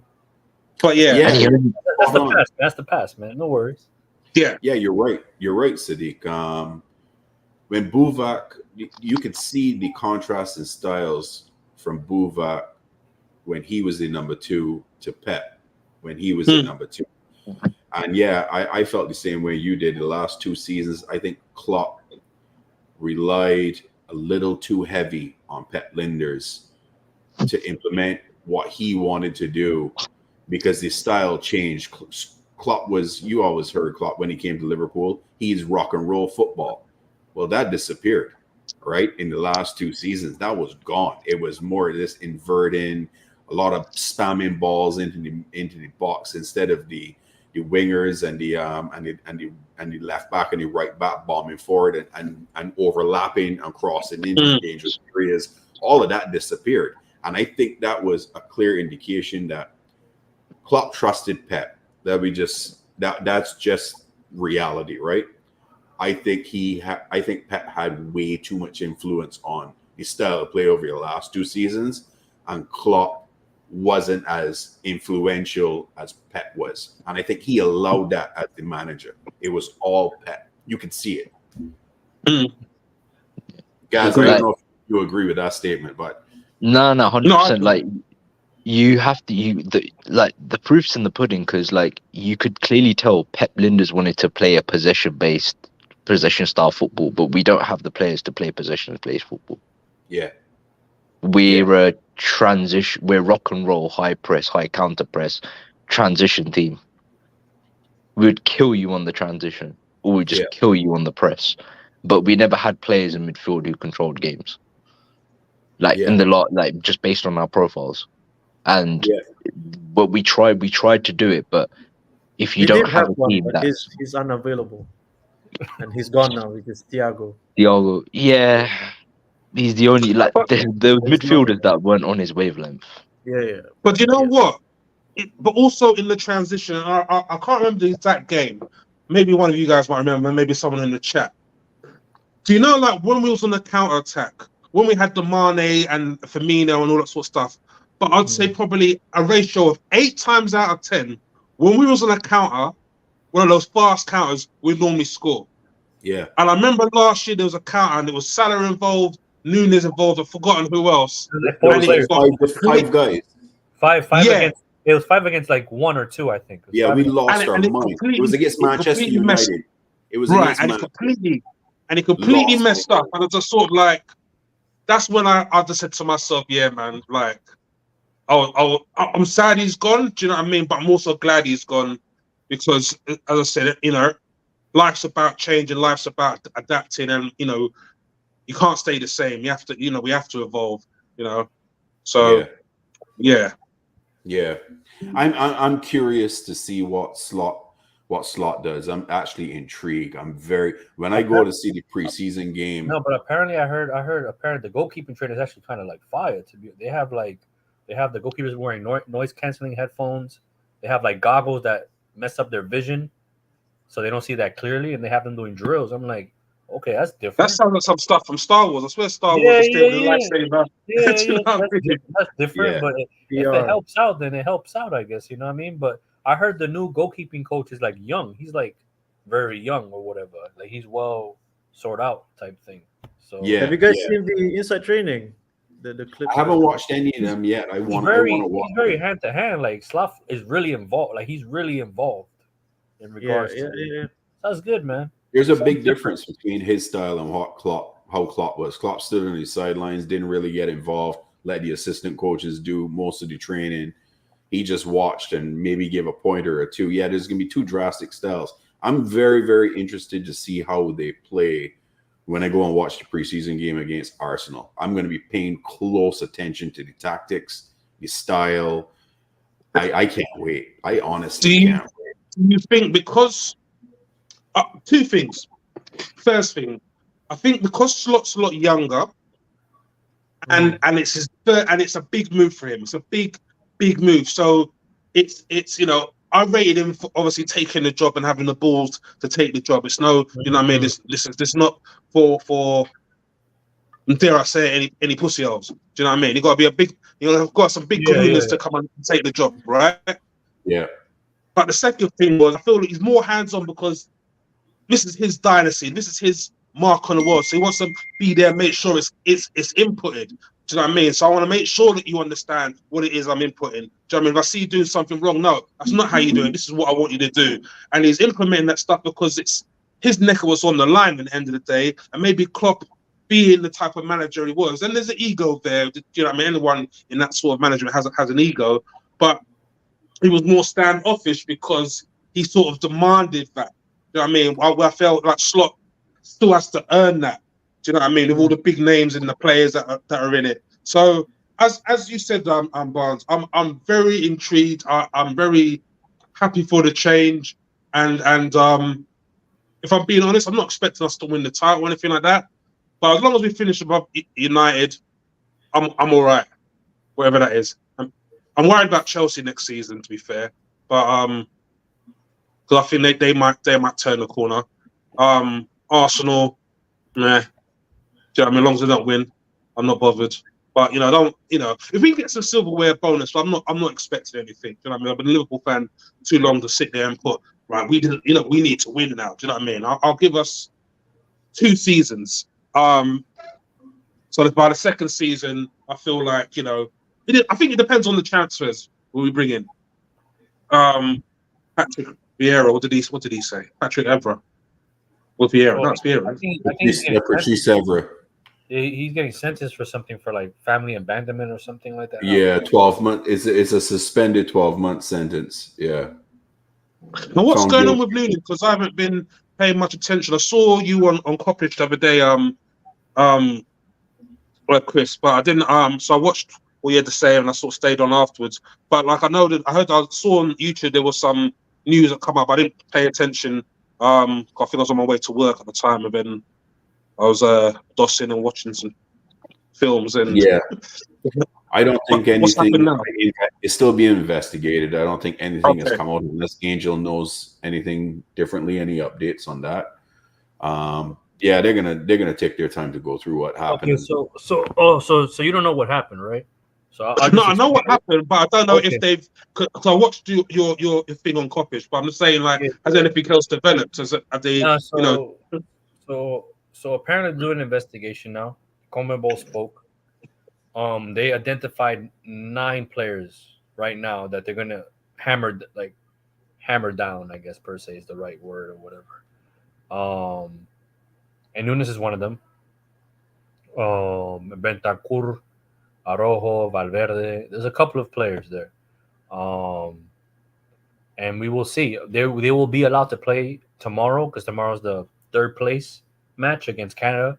They're allowed to play. And they will see after. Apparently, from what I'm hearing, apparently it's going to be a international football ban because it won't go into club football because of the lack of security. So Uruguay hired a lawyer, and that's his argument. The only reason why the players got involved was because of the lack of security, and you can prove that. So the only issue, there was a counter argument because I was watching it in Spanish and on one of the Spanish channels. They're saying that that's all good, and they'll most likely win that battle. But when you have Nunes coming back trying to throw a chair, you know what I mean? Like two wrongs don't make a right? And we all have families, or we're gonna have families. I would have done the same. That's just me though. Now, when you're in an emotional situation, sometimes you don't think straight. You know what I mean? So for me, I'm a very vengeful person. So if you hurt mine, I'm gonna hurt you. I don't. That's just the way I am. Other people might not think that way. FIFA's not gonna have empathy for me. They don't care. They care about their image. So unfortunately, it doesn't look good for Nunes. So I don't know what's going to happen in regards to that. But from what I'm hearing right now, it's just going to be an international ban. It's not going to lead to club football. Do you know what I find quite funny about all this? Just when you was chatting, I was sitting there thinking, like, they're quick to bring this justice on Nunes, but yet we're still waiting on Man City to find out what's going on with them. Yeah. Oh, so honestly, I did read it. So Bielsa actually went off because he was like, this is BS. Like, he did what he had to do, and I back him, which I respect Bielsa for doing that. And he started going off. CONMEBOL is a disgrace. This tournament is a disgrace. These pitches are trash. Security was trash. Like, he went off. Like, he's like, one Bolivia was complaining because the stadium they went to, they didn't allocate them time to train. They didn't give them a training facility. They pretty much gave them like a little regular school gym to train the professional players for the match. And they're like, that's a disgrace. Like, they need to step up. Like, you think like you're gonna survive a World Cup here? Like, this it ain't gonna. He went off. Like, he went off. So, yeah. So I respect him for doing that. So, yeah, it's just sad because, like I said on Kopish, it ruined the moment because it was a special moment. Like, you know what I mean? Like, it was a big moment for my country. And it just goes to show, like, certain people shouldn't be drinking alcohol. Agreed.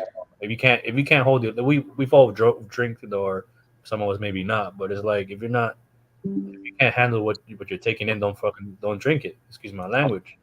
So, but it's like it's not even a smart decision. It was like 90-something degrees. It's hot as hell, and you're intaking alcohol. It's not really a smart move to do, to get drunk and under the heat. But yeah, but a lot of videos now are surfacing that a lot of the Uruguayan fans are being a little bit of sore losers. So it's just kind of like a build-up from the moment we scored. The moment we scored was like 30-something minute.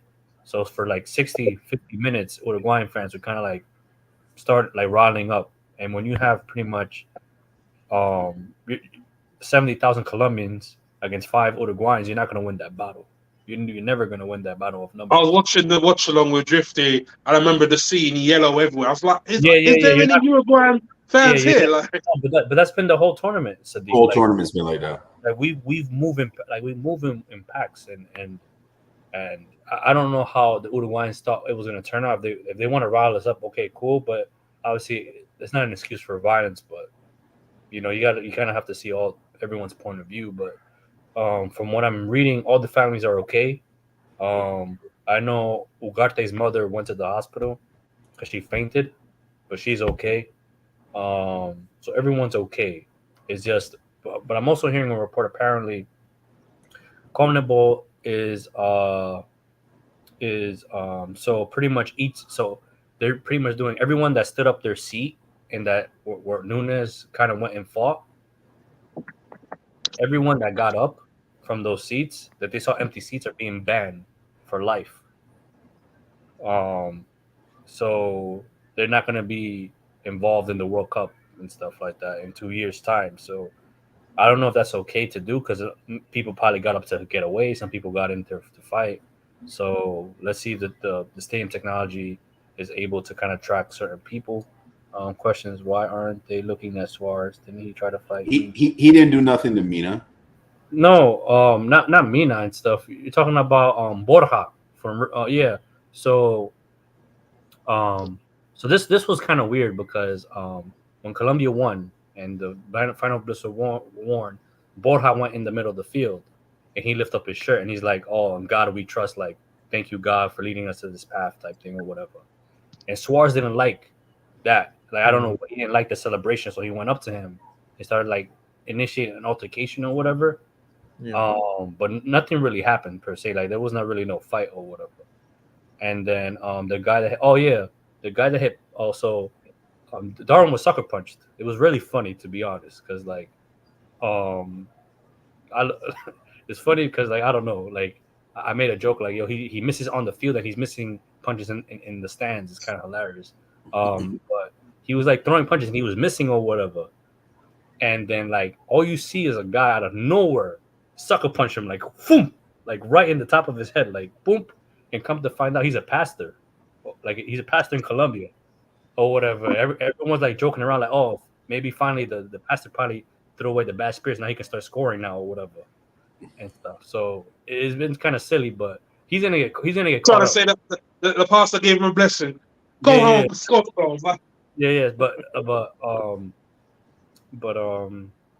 yeah, he's gonna get banned because his picture's everywhere. Like he won't be allowed into a stadium again. Like yeah, Suarez was trying to bite him. Oh, I don't know about that. I haven't heard about that because if that's the case, then it is what it is. To be honest, How long you think Nunes can get a ban for?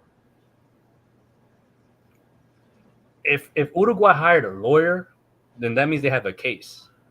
Like I've never heard that before. Like, oh, the federation hired a lawyer to fight your battles. Like that means there's a case involved. So that means they deem themselves able to win the battle. Like I don't think there's ever been a situation where you have an altercation with a fan or whatever, and the federation hires a lawyer to protect you. So Uruguay kind of feels that there's a case in hand. So they might not really be because if they blame it on Condebol and blame it on the stadium itself for this lack of security, that's not really Uruguay's fault. But it's just, I think, like I said, Nunes went a little bit over the top, I think, per se. Like, okay, yeah, I understand your family was unsafe, and I think we all would have done the same. But it's like your family's already on the pitch, safe. Why run back and jump back in and fight someone, and then come back out and then grab a chair again? Yeah, I think it's a combination of what's happened in regards of them losing. So that's a bit pill for them a bitter pill to swallow, as well as the whole family dynamic, as well as him being that type of person to back his friends and his family. Do you know what I mean? And it was just a case of like he was just in the red zone. Do you know what I mean? And even when he's pulled away, he's being taunted and all this sort of stuff. Do you know what I mean? You know, I put the madre. You know what I mean? I heard the cussing. You know, what Spanish woman. I know what that means. Do you know what I mean? So yeah. I honestly don't know, and I kind of agree with honesty. Like, to ban all 9 players is crazy to me. Yeah, that's pretty much banning the starting 11.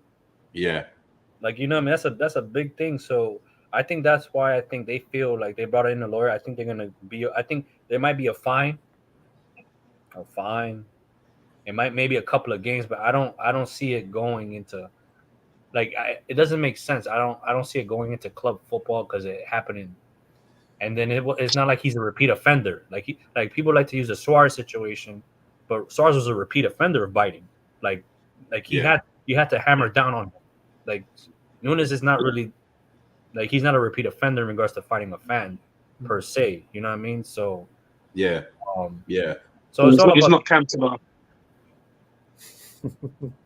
Well, that guy made racist remarks towards Canada, so he Oh he man, in I my remember opinion, that game, mate. I he remember saying deserved it to myself he at the delivered time, like that guy had to deserve it. Like, I don't know what he said, but I know he deserved it. Do you know what I he mean? deserved He that weren't, flight. he weren't expecting that, bro. He weren't expecting that flying kick. Oh, that was class. I remember this one time, like, because I know, like, if people watch baseball or whatever, like, baseball fights be going crazy too. Like, I remember Yeah. one time someone pitched the ball and it hit like a batter in the head, and the manager came out of nowhere, like, it started scrapping. An old ass 50-something-year-old fighting like a 20-something-year-old. It was like, it gets bad. It gets bad. Like, Yeah, but you know, it's partly, you can honestly, like, if you want to sit there and deep it, like, you can blame how they organized it, because even in Europe, even though like there's hooligans. yeah, hooligans everywhere, right? You separate your away fans with the home fans. Yeah, Even in international football, you do that.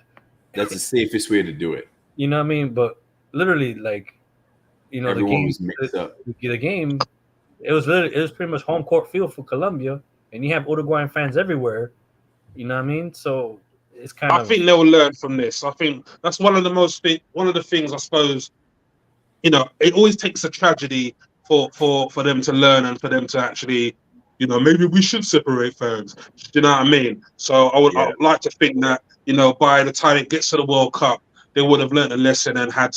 Doesn't matter if there's 3 Uruguayan fans, you guys stay in this section, and we've got a array of security people in the other seats to make sure there's a gap between it. Because, you know, I remember when I went to Italy to watch AC Milan versus Inter, and so it wasn't Inter Milan, it was another team, sorry. And yeah, do you know what I mean? And it was rowdy. It was rowdy in Italy, do you know what I mean? And but yeah, they've got the security there. And but Sadiq, I hear like when it comes to like watching the games in Italy, it's like really like it could get bad. Like, no, that's what I'm trying to say. It was, do you know what I mean? This is my first experience. I'll tell you when it was. It was the day of Man United game. I think, I can't remember if it was the home game or the away game, but I happened to go on that particular day, just for the day. And yeah, it got rowdy. Do you know what I mean? But it was still a great atmosphere, and I still enjoyed it. But I didn't really enjoy it much because I don't really give a shit about AC Milan. Do you know what I mean? I just wanted to make it back to watch the Liverpool game. Yeah. I went to one of my worst experiences in a stadium that I've ever been to. I went to watch a Boca Juniors game in Argentina. It was Boca Juniors versus River Plate in La Bombonera. That to me was like, yo, like it looks like you were in prison. They put you in like steel cage, like it's separated by cages, like, you know what I mean? And the stadium is rocking, like, you know. So people be spitting on you. It's crazy, like Wow. That the rivalry between these two clubs is nasty as well. Yeah. Boca and River Plate. Yeah. It's 100%. Honestly, no, it's not in Uruguay in 2026. It's between Mexico, Canada, and the US is the host nations for World Cup. Big up to Joe A. Love as always, bro. Joe? So another person that I wanted to get you guys' opinion on, Mbappe. In my opinion, he's regressed. I don't know. Reason why I said that is I'm not surprised if he's gonna light up again in 2026 for France. Imagine if He's played a lot of football though, for like but he played a lot of football. if Zidane or whoever replaced Deschamps for the national team, maybe he might spark again on the left side. And again, the La Liga, I think he struggles at Real. Sorry? I think he's going to struggle at Real Madrid because he's not number 9. I think he will struggle. That's just my opinion, though. Someone gets sacrificed. It's gonna be a dilemma. Yeah. Someone you have Arda someone gets Güler, sacrificed. Arda Güler, Endrick, Vini, Mbappe, Rodrigo. Vini, That's Rodrigo. stacked. Yeah. Do you think I've forgotten the name of the guy. He's really tall, has the ponytail. Does he play for France? No. Is it sweet? Is it Swedish? I think he's close to retirement. He's got a really Zlatan. long name. Zlatan, Zlatan, thank you. Zlatan. Ibrahimovic. he retired Right. already. Yeah. Yeah, right. So I was watching this video about, I think it was on YouTube, and it was like yesterday, I think, or the day before, and it was like players who hate other football players. You know what I mean? And I didn't realize he had this real hate for Ronaldo. But the reason why I bring that up is there was a period where we had these elite players, and I mean elite, world-class players, and I feel like there's a lot of good players. They might even be elite in a certain category, but I don't think they're in the same. Like, I think Mbappe is a very good elite player, but I don't think he's world class like how Ronaldo used to be, how Messi used to be, how Gerrard was, how Lampard was. I think the caliber has dropped off. I think they have some good spells and have good games, and people look up to these people, but the longevity isn't that long. You know, you look at people like Coutinho for Liverpool, or Hazard when he was at Chelsea. Do you know what I mean? They have a period where they seem to be, and we feel like they're going to go on and kill it, or they just don't. And I don't know. I don't know if it's something in the water. I just don't know. I just don't feel like these people there, these players are have that longevity anymore. I don't think that they have that mentality anymore. I think maybe this generation coming into it, and I put Trent in that conversation as well. I'm not gonna be biased in that, but people will class him as world class, and he has world class tendencies, but like I just don't think they're really cutting the mustard, as we say in the UK. But the thing is, the thing is putting it simply, the generation of footballers now are no patch on the older generation. To be fair, the footballers now are not as good as the footballers back then. So when you're talking world class relative to what's available in the world right now, you're gonna have to put Mbappe in that world class category because of what he's competing against. Like, he's one of the best that we've got to offer now. But when people debate him versus Thierry Henry, for me, that's not even a question. Henry clear. Agreed. Like, when you put it that way, guys, I like that analogy and how you put it. Based on current, it's like default. He's got to fall into that world class category. But if you go and compare him to the guys of yesteryear, he's not even there. He's in good status or elite, but not world class. Yeah. That's the best way to put it. I like how you analyze it that way. Yeah, that's the right way to look at it. I agree. We'll see in it. Regardless of whether he's performing or not next season, he's gonna play because it's just that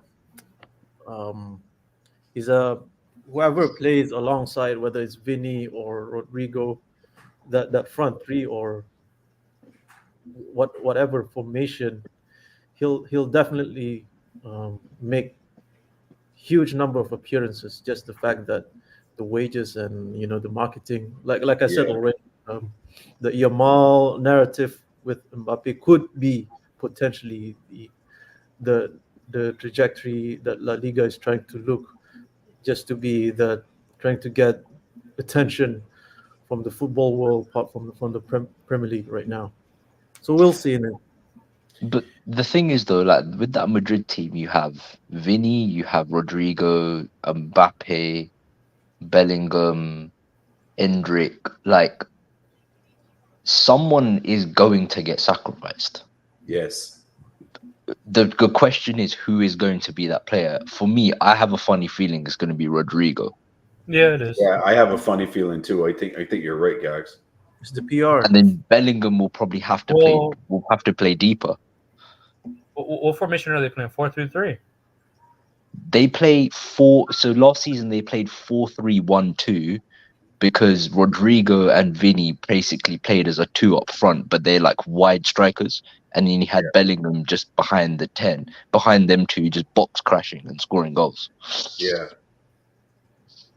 I think they're gonna play a 4-3-3 this season. Yeah, 4-3-3. So you have the all right. So we don't care about the defenders. Midfield. The midfield three is going to be with Bellingham, Valverde, Tchouaméni. Hmm. Well, you got Kama. You still got Camavinga. But Kama can you know what I mean? You can swap those 4 in that 3 or whatever. It's And like then- a rotation. Yeah. Yeah, the rotation, right? Because I know Kroos retired. Well, he retired from. Did he retire in general? Yeah, Yeah, he retired altogether. yeah, he Okay. retired altogether. I don't know about Modric extended, right? If I'm correct, He extended for one more one more season. year. Okay, so then you have your front 3. Well, yeah, you can play the front 3, no? Yeah, but the thing is, if Mbappe is going to play down the middle, he's going to automatically want to drift to the left, and Vinny plays there. Yeah. And Vinny and then Rodrigo plays on the right. Oh, what about Arthur Gurler? No, I don't think he'll start.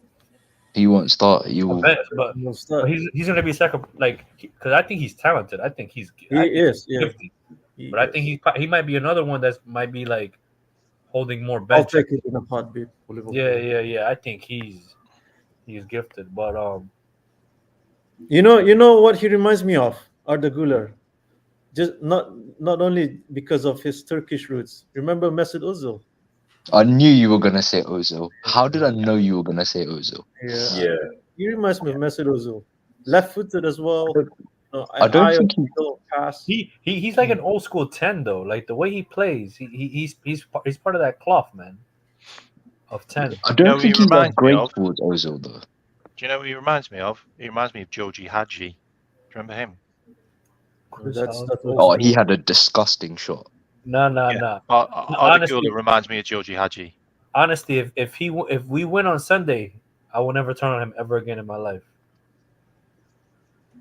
Never He was a again. machine in that semifinal, though. By the way, he was everywhere. He was brilliant.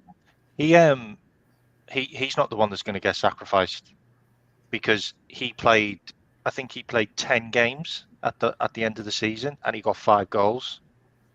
And he really came on, like in the Real Madrid team. I think. Who, Rodrigo? No, Arda Güler. Güler. Okay. Güler. I think Rodrigo's the one that's going to get sacrificed, and I think it's literally a case of he's going to leave because the It's a way he's lot being of money. treated, the way he's being treated is just it's really bad. Yeah. Like he's literally did what Mane did at Liverpool. Came to the club, and then got pushed onto the wrong side, onto his not good side. But he's just done a job, and he's managed to work really hard, take his chances when he's had limited chances, and become probably their best player. Like I think he was better than Vinny last season, if I'm honest. Like they wouldn't have got to the Champions League final if it wasn't for him, because he scored so many important goals on that way. And he's on the wrong side of the pitch to start off with. Like he plays better on the other side. And he also plays second fiddle to Vinny in the Brazil team as well, because Vinny gets that side as well. Yes. And he's literally made a stake for himself now. Scored over 100 goals for Real Madrid, by the way. He's 22 years old. He's just turned 23. He's got 100 goals already for He's Madrid. got over 100 goals for Real Madrid, mate, already. Oh, no, he's good then. That's good. That's good. Right. Over 100 goals. I think it's like 60 assists or something. Someone said it. Honestly, his numbers are mental. And he's going to get dumped for Mbappe. He's literally, like Real Madrid have literally gone, you know what? It doesn't matter how good you are, mate. You've worked your ass off. You've become a really good player. You're doing the business for us. You know what? We're just going to sign Endrick and we're just going to sign Mbappe. Oh, I forgot about Endrick as well. I forgot about him too. I don't think Rodrigo's Endrick gets like, much play. Rodrigo must be like that. What? Like, what more do I need to do? Yeah. Even Man, their keepers are stacked as well.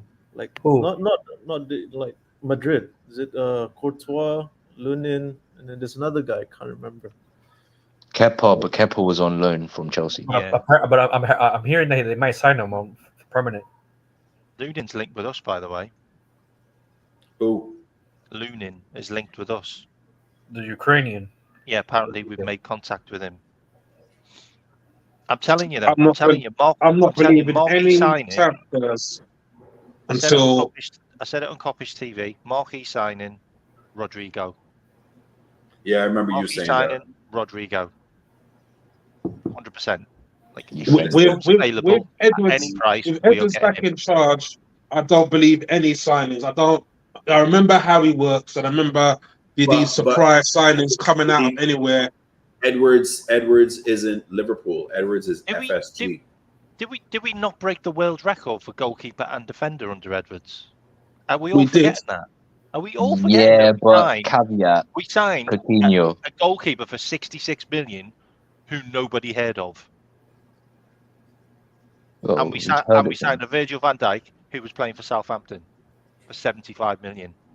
No, I think people have Did heard we of forget that? Alisson. We watched what Salah done to Alisson, so I'm quite shocked that we went for him. But like, I'm glad we I did. think, yeah, no, 100%. I think I know Edwards works for FSG. I just feel that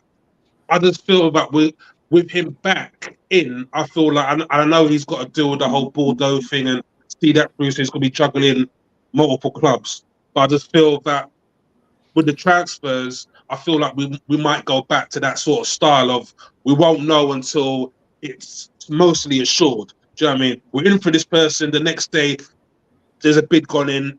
Day after that, we've got the player, sort of thing. Like I'm not allowing myself to believe any rumors until it's concrete. Look at the manager situation. Do you know what I mean? Oh, it's going to be Alonso. Oh, it's going to be. Do you know what I mean? And then slot out of nowhere. Do you know what I mean? That's how Edwards rolls. And that's why I feel I'm not allowing myself to believe any transfers until there's more concrete. All right now, all of these journalists is doing what they used to do and just fishing. They're just fishing to be relevant, to keep Liverpool fans on site. Do you know what I mean? Because obviously other teams have made their moves and got their players in. We move a bit differently. So I'm not allowing myself to get hyped about anyone until. Because I remember someone saying, "Oh, we're not going to get any midfielders in, defensive midfielders," and now there's talks about defensive midfielders. So I don't know what to believe. So I'll choose not to go down that rabbit hole. I'll wait to see what happens.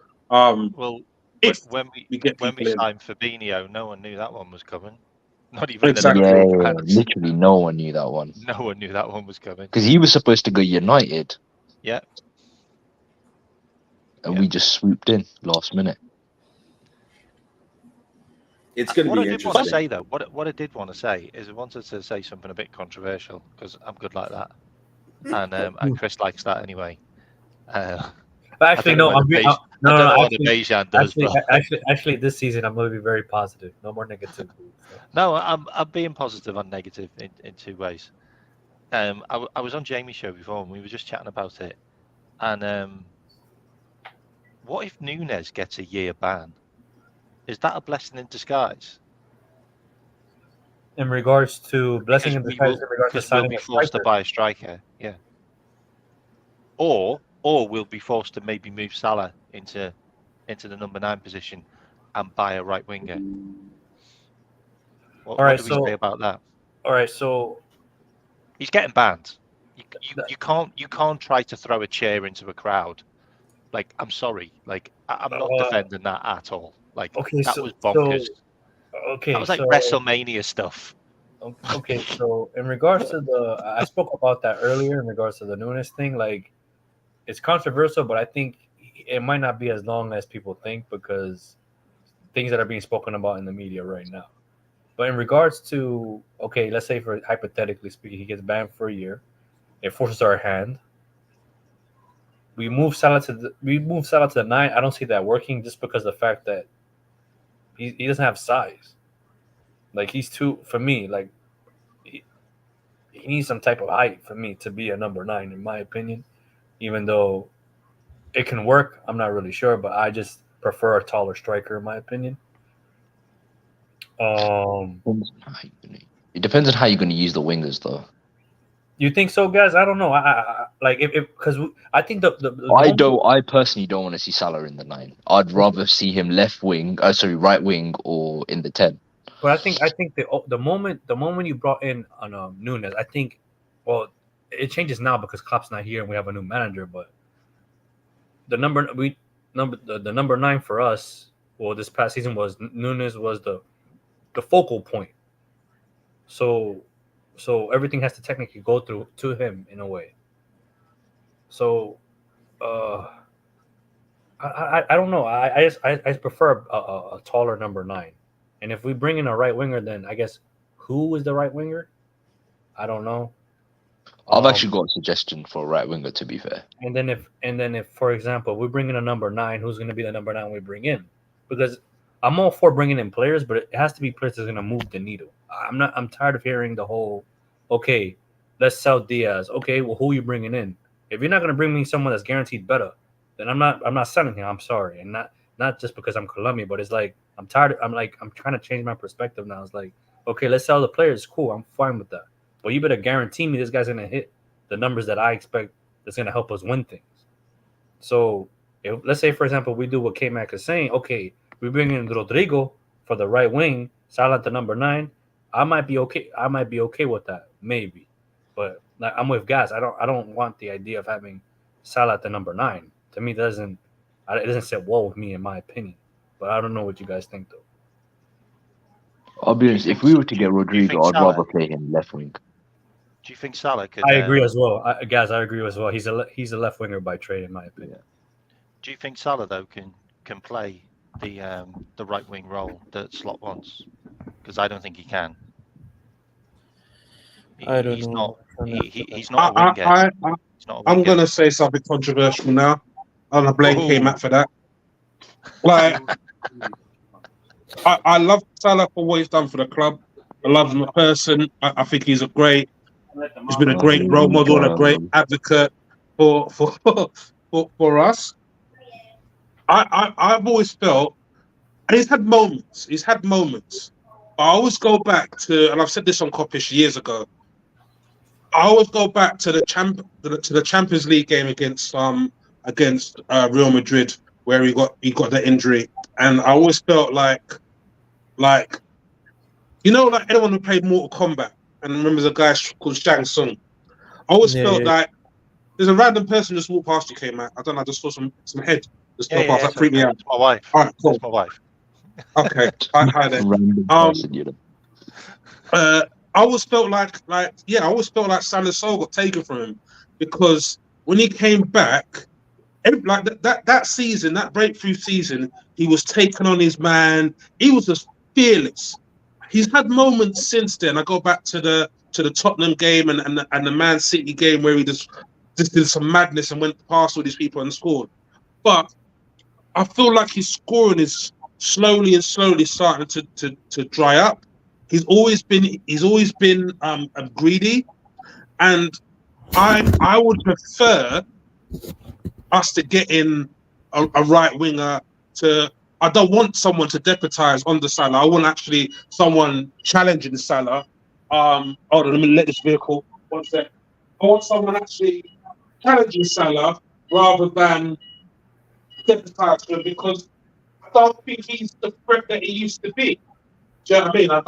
I don't see it. I watch him, and 9 times out of 10, people get on the case about Nunes missing chances and squandering chances. I've seen Salah do pretty much the same, if not worse, and no one said anything. So I'm gonna say it. Do you know what I mean? As I said, I'm not sitting there a Salah hater. He's a Liverpool player. I support him. Do you know what I mean? But I feel like we could do better. I think it's time to. I'm not saying to sell him.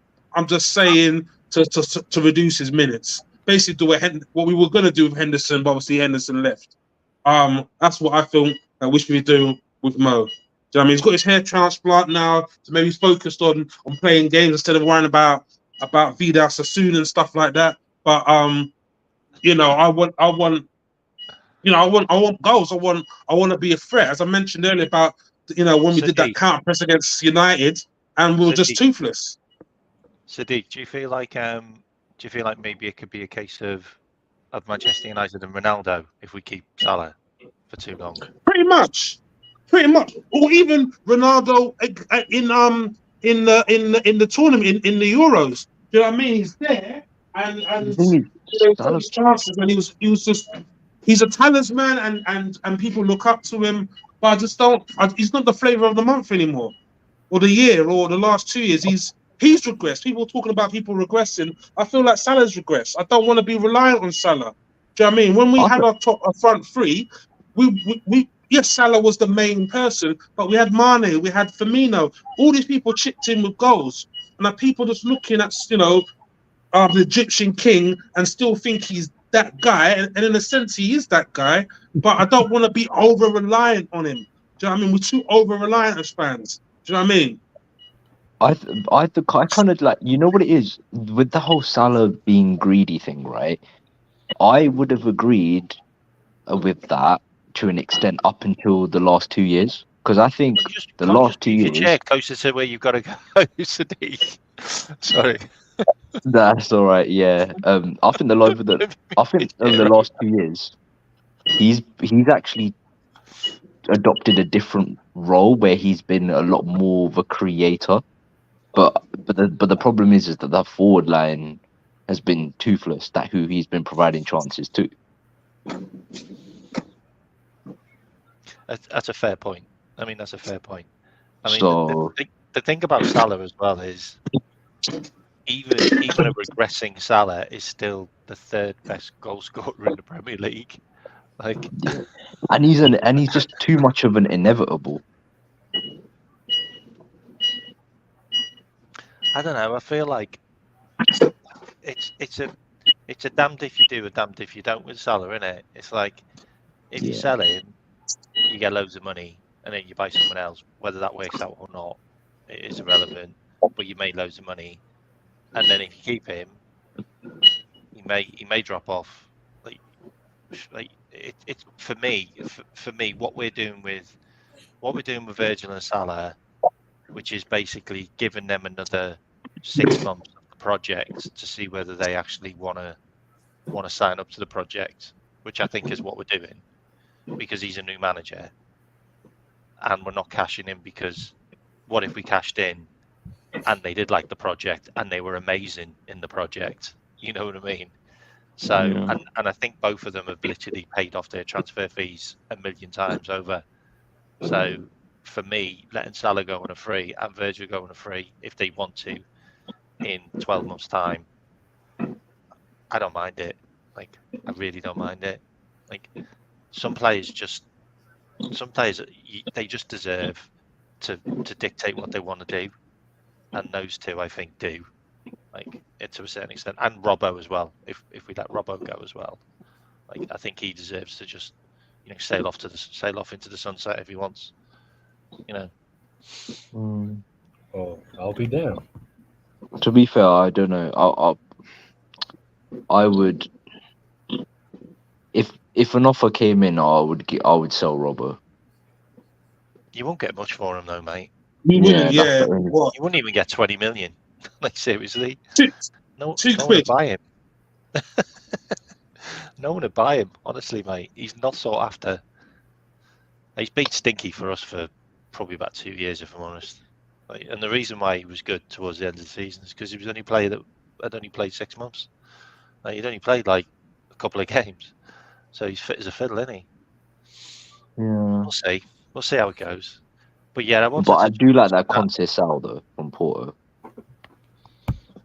Well, yeah. Oh, Portuguese, yeah. oh yeah. He's nice.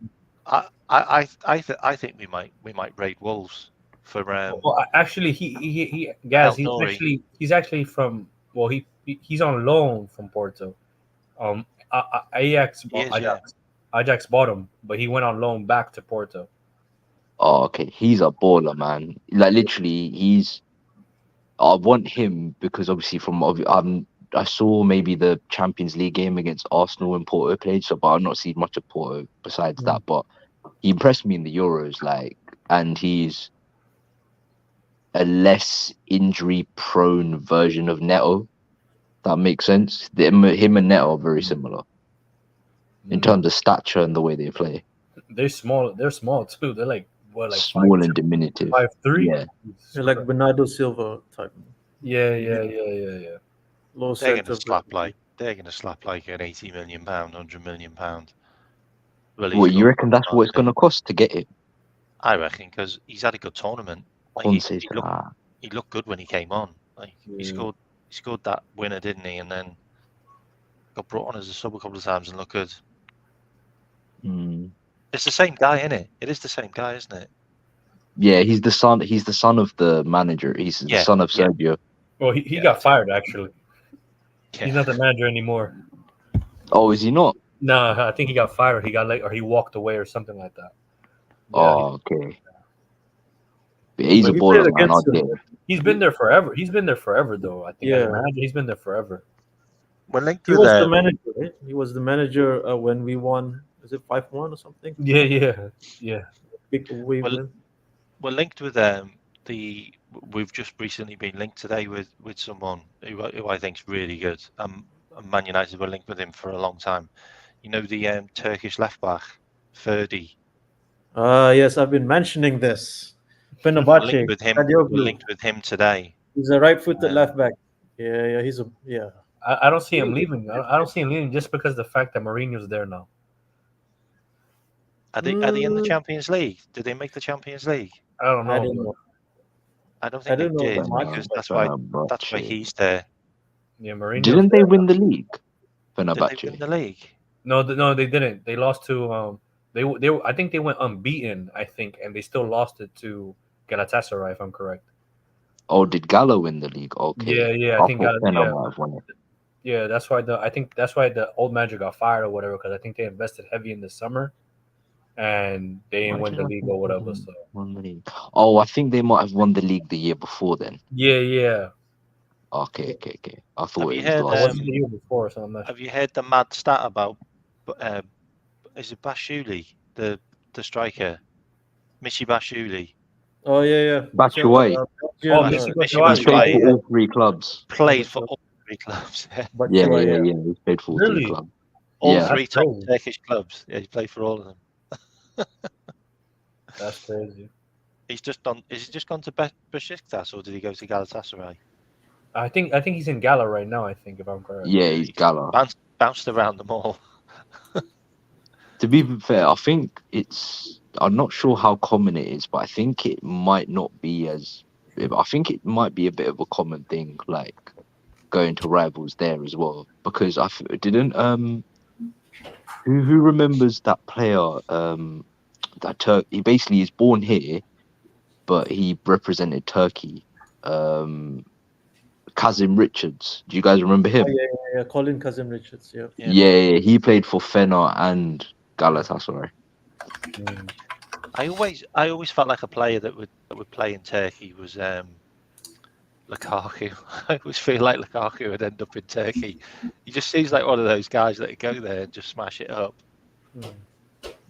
Yeah. What's your guys' thoughts on that youngster that we signed from Chelsea in our academy? I don't know. No I don't know idea. nothing about him. Yeah. I'll tell you something I funny. don't know nothing about him, but going by how people have been speaking about it and how Chelsea fans have been pissed that we not got him, it can only be good. That's a good. Do you know what I mean? Yeah. I suppose my annoyance is because I think we got. Who did we get? We got. We got Sterling from Chelsea. Like there's a lot of players that we got. QPR. Was it QPR? Apologies. No, it was actually Elliot originally. I think he got released from Chelsea. So Chelsea have been released a lot of players who we've managed to get. But we don't normally do business with them in that sort of for first teamers. You know what I mean? Just like they say, like we don't do with United. So just going by other people's reactions to us getting it is great.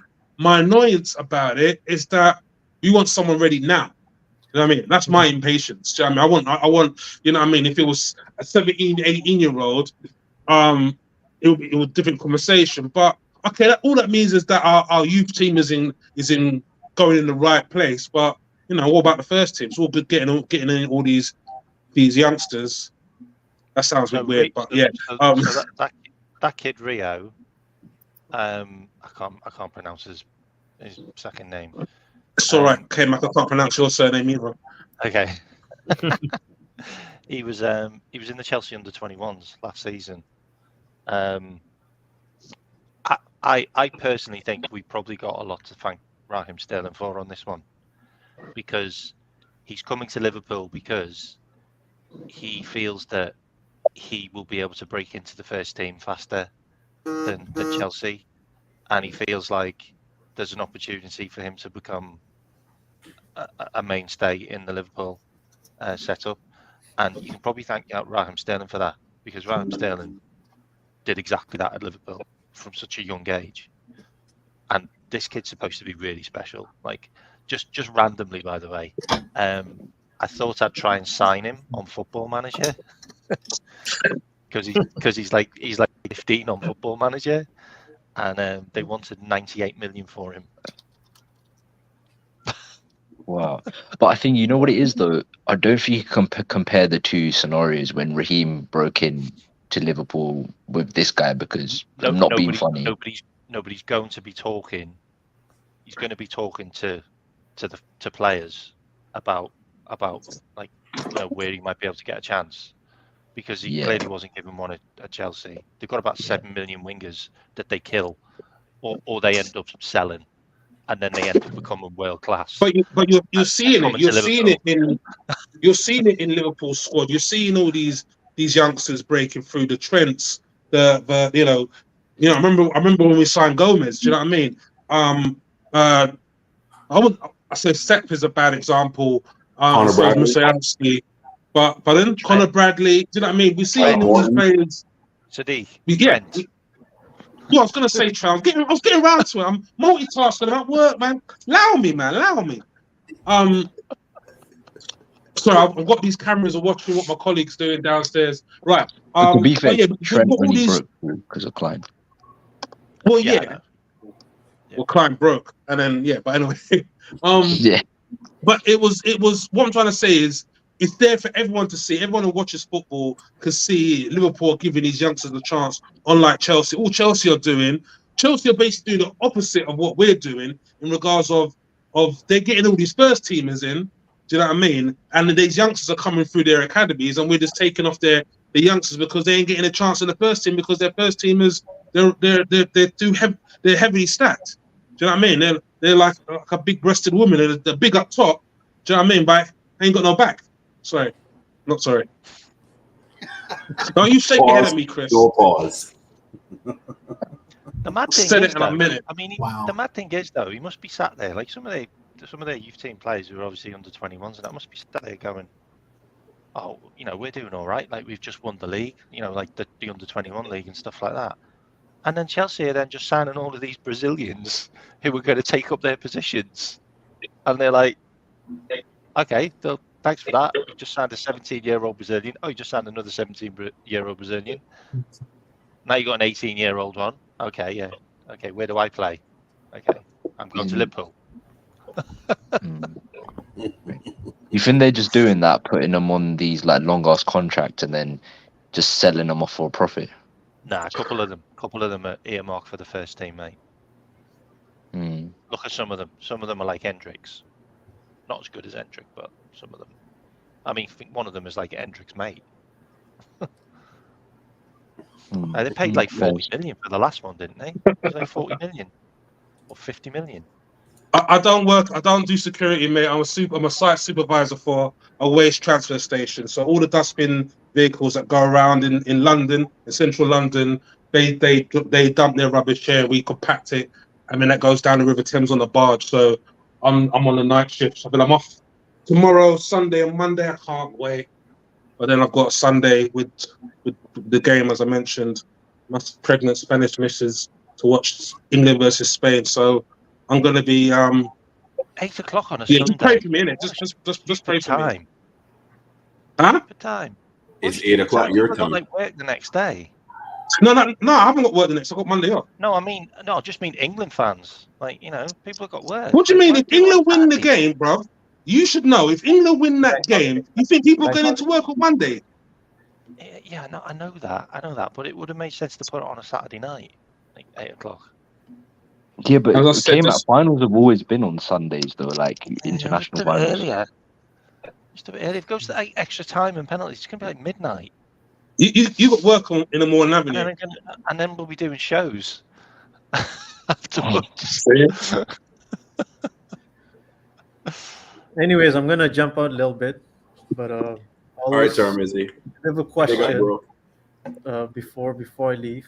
Yep. So you guys mentioned about the final tomorrow.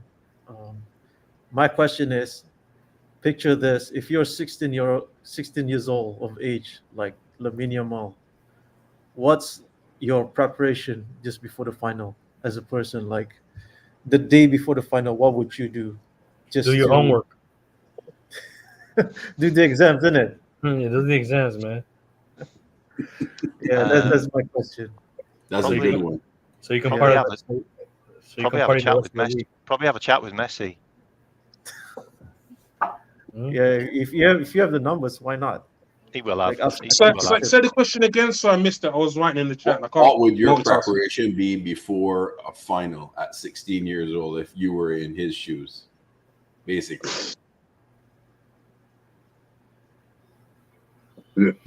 Probably pray, bro. Pray and get a good night's sleep. That's it. Honestly, for me, I would just be relax my mind, do something to just take the stress off, play FIFA, do something. It's like your first ever final, isn't it? Like if it's because you're in that age and it's Yeah. one of the biggest So- game in one of your career. Messi said back in, I think it was 2022, that Yamil Yamal can win the Ballon d'Or in the future. Like he said, he's the best. He's the best youngster he's ever seen. Like He's winning. Barcelona ranks. He's winning Young Player of the Year, right? For sure. Like in Europe, I think Yeah, you Yeah. must. The golden the Golden Ball. Yeah. yeah.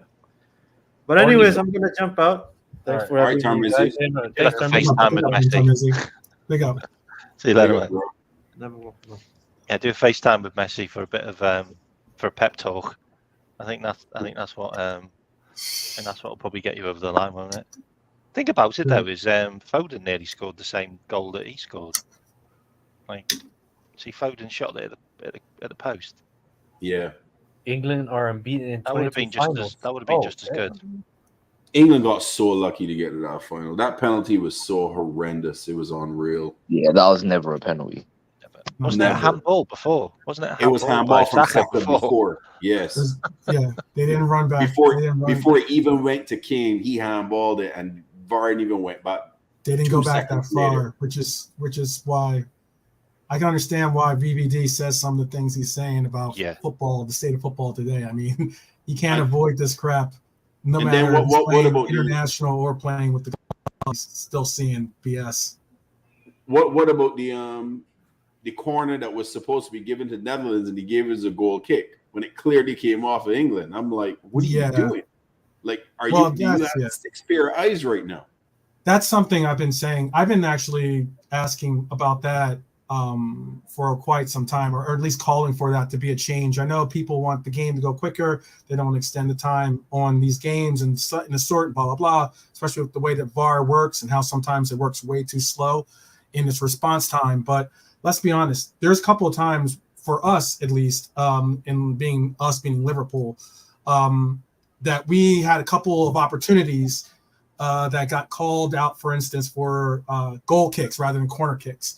And I'm thinking to myself, these are golden opportunities for us to score possibly, and we could have utilized those offensive, or at least those like offensive opportunities to get an opportunity. But they should be. I think that one of the easiest things to do would be to be able to say who the ball, help with the assistance of who the ball went out on. I mean, like they do it in the NBA, like as in, they'll do it in the NFL, whether you stepped out or didn't step out, to kind of get the placement of where they're going to spot the ball. Look, if you're going to utilize anything with VAR, that would be a quick and easy solution to do. And Yeah. I think that be something that be necessary because, you know, sometimes the referees just get it wrong. And that's the difference between you having an opportunity to try to win the game at the end of the game or watching the goal kick get kicked, you know, down the pitch. Yeah. I don't think that a referee that was involved in any scandalous things, even though it was back in 2005, should have been anywhere near a competition at this level. He shouldn't even been there, period. Mm-hmm. He should be just refereeing Sunday League. Well, yeah, there's a reason why if you look at the referees that were asked to go home, they were the English referees that were told, hey, you know what? We're good with your we've seen enough. We tried to include you in this Euros, but we've seen enough. You can go back to England and enjoy. Oh, guys, thank you for coming on, guys. Yeah, thanks for having me on, man. Much appreciated, guys. Yeah, man. Love big is up, always. guys. Appreciate Yeah, you always definitely. every Friday, man. I thought Anthony Taylor had a good game. One which was basically wrestling because there wasn't much football involved. I thought he had a really good game. And also the one where For which one? For which game? The game before he got was the semi-final. Was it no oh quarter-final? the one where yeah. He got just like 40 yellow cards. Yeah. I heard the referee for the final is French, a young guy like 30-something years old, like Good, 32, 33. Oh, is it not the guy that's going to retire? I thought they'd give it to him. Nah, it's a French guy. Interesting. Yeah. Does anyone know if that automated offside is coming to the Prem next season? Not next season. I think it's the season after. Yeah. I believe TMX right. I think it's the season after. Because they still got to get all the systems updated to be able to account for it. It cost a fortune as well. It does cost quite a bit of money. Yeah. It's not our money. First, before anything else. About how many years ago was that now? Probably about 11 years ago. I was working for a company that was putting all that technology in the football stadiums. I was doing that. Like I was putting all the cameras in and doing all the surveys of the pitches and stuff like that. That's cool. So like the VAR thing was kind of in play, and the company I was working for was Hawkeye. So basically, what you're trying to tell me is it's your fault. Yeah, no, it's not my fault. Not my fault. The company went bust. I only worked for them for about 4 months, and then got paid a shitload of money because they went bust and they had to pay us off. So I was all right, but yeah, it was Hawkeye technology. It wasn't the stuff that was. It's the stuff that's in the goalposts and that look at the goal lines. Okay, that's the company that I did that for. But it was doing the pitches, and basically what it was they came up with an idea where they could predict where the ball would be through using all of the cameras and all of the survey of the pitch and the technology. So they were basically watching the match through all of these cameras, like 18 cameras in the stadium we fit. So you could watch it from every single angle. And cost a fortune to set up, like absolute fortune to set up. And you could basically put it on a player view. You know, remember Sky had like player view cam? That's what it was. They were selling them that. They were selling them that footage. Mm-hmm. And this was like 12 years ago. So how advanced they are now is ridiculous. But that automated system is amazing. Like it's absolutely amazing. And it's the thing about it is you can't argue. It's black or white. It's like yes or no. And they go, yeah, he's offside, and you just go, okay, computer told me. You know what I mean? You can't argue with it. Like you just can't. So I just think it's just the best system to use. And it's really quick. Like even with that England goal, like you must have thought that England goal was in and he wasn't offside. Like because he really didn't look at it like in the open play. And then obviously they did the automated, and Walker was offside, and Saka goal got disallowed. And then you'd look at it back and you go, God, yeah, he was offside, but you just couldn't see that. But it just made it really quick, the decision, and then he just carried on playing.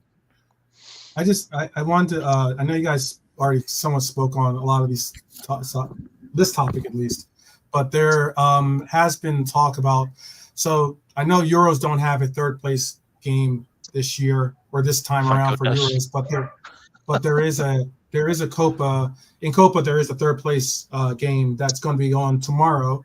I'm sure Barnes is probably interested in that since it's going to be Canada versus Uruguay. But the reports are that Darwin was practicing with the team, and he's not going to be suspended for this third place matchup. That's a very good indicator. This is just my perspective, at least.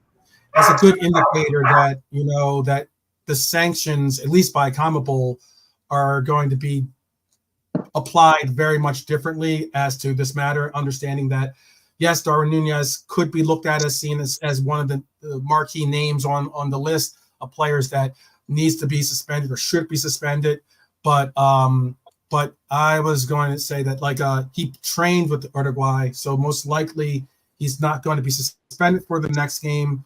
Normally, if that was the case, you can give a red card to a player. Brian was talking about this earlier on our channel about how you can give a player a red card even though the game is over. You can still, even though the game is over, you can still give him a red card because you're still on the pitch. Your actions are still justified or unjustified. So I think that we all need to definitely just take a breath, take a breather on it, understand the fact that there's so many different levels of entities or federations or organizations, I should say, that are going to be involved in the decision, whether it's CONMEBOL, which is the federation. It could be also, it could be UEFA, considering that that's the organization that covers Liverpool. It could be also FIFA, which is the governing body for all these organizations. It's going to be a pretty in-depth conversation when it comes to what is the penalty, and he should be banned. He shouldn't. I don't think he should be banned.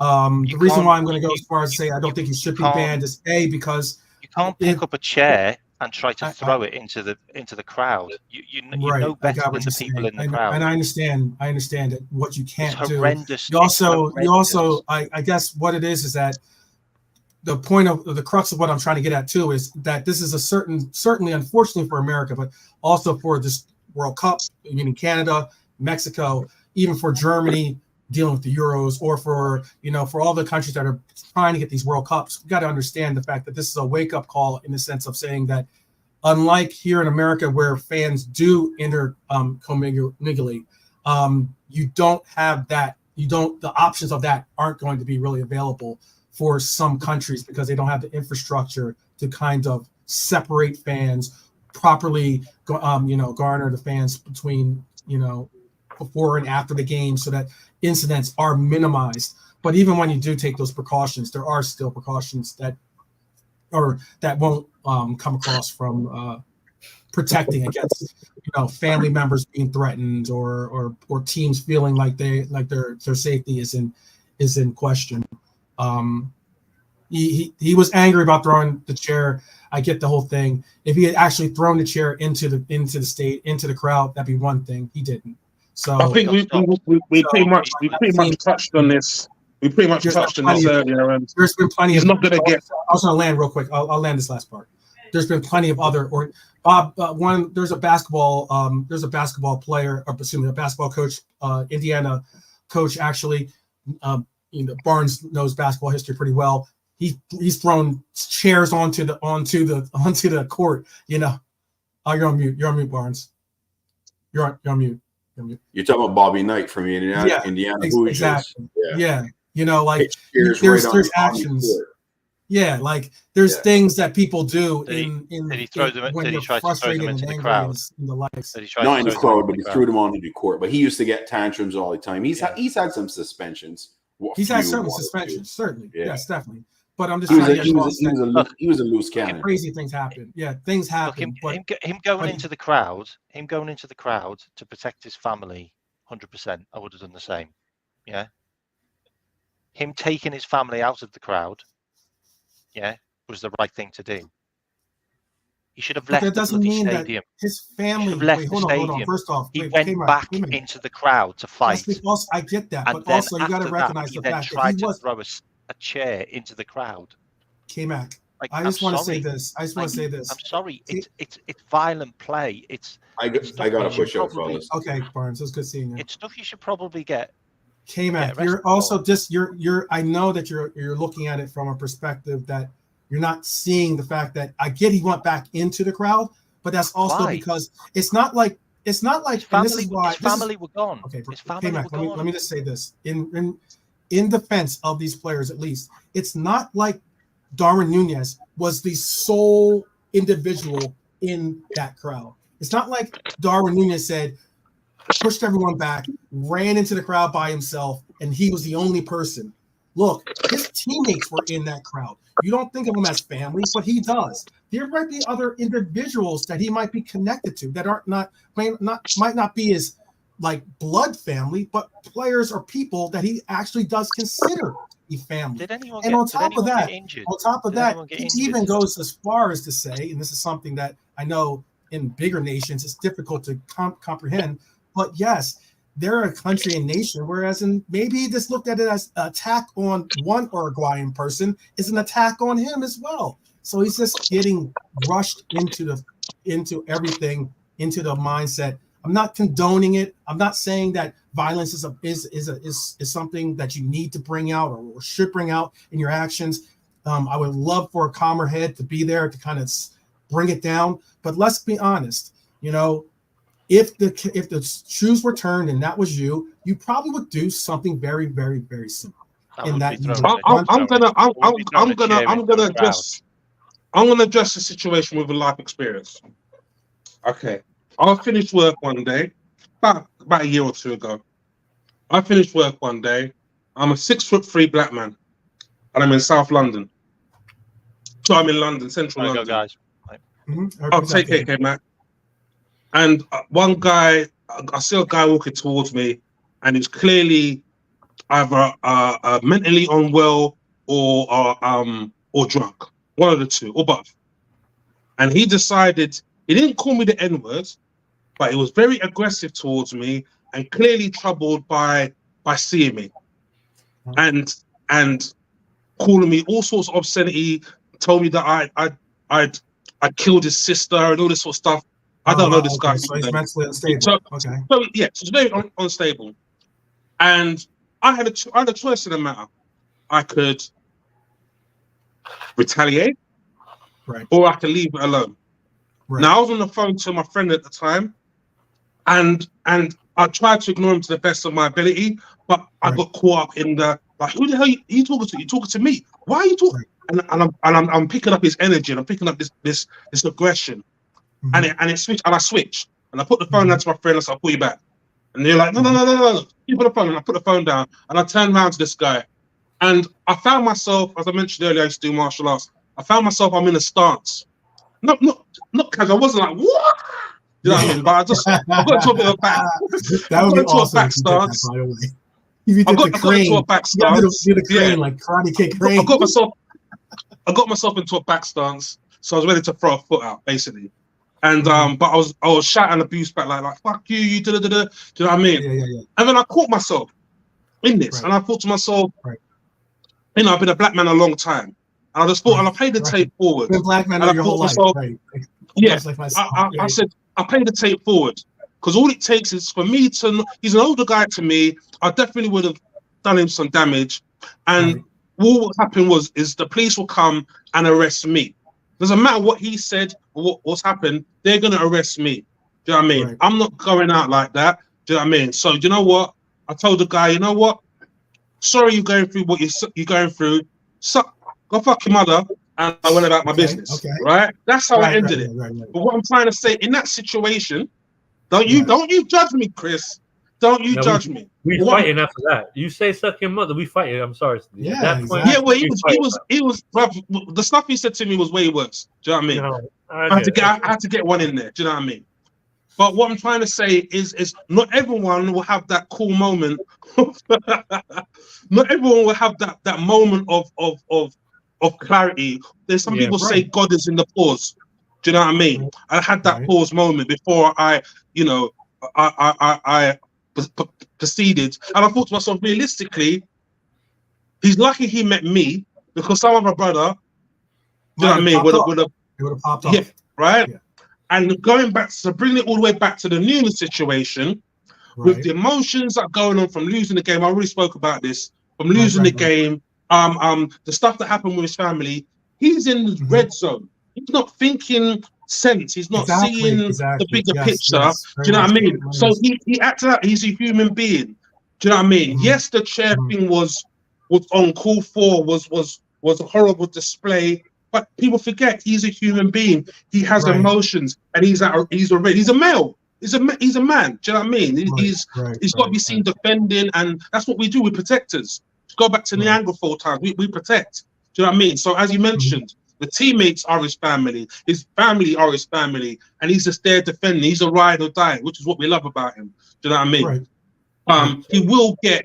And for me, it's like it's an attempted violence, because he never actually hit anybody, but obviously he wanted to. The intention was there, so that's where I feel will go in his favor, but also go against him in this.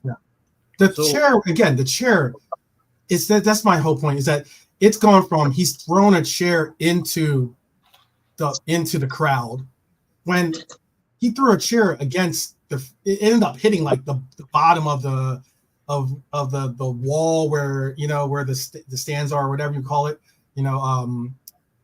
where, because like the stadium is a football stadium, so it's not like you're not like pitch side. It's not like you can like, it's not like you're even with the pitch. You're like elevated, So when he threw the chair, I get it, or was going to throw a chair, or he ended up like stopping himself halfway through. Maybe he had a moment of clarity to say, "What the heck am I about to?" It's like, I'm mad. What the heck am I about blocked. It was blocked. So. Okay, But all the same, and maybe that's good enough for having someone that at least could figure it out. That like, hey, this is not the aggression. Well.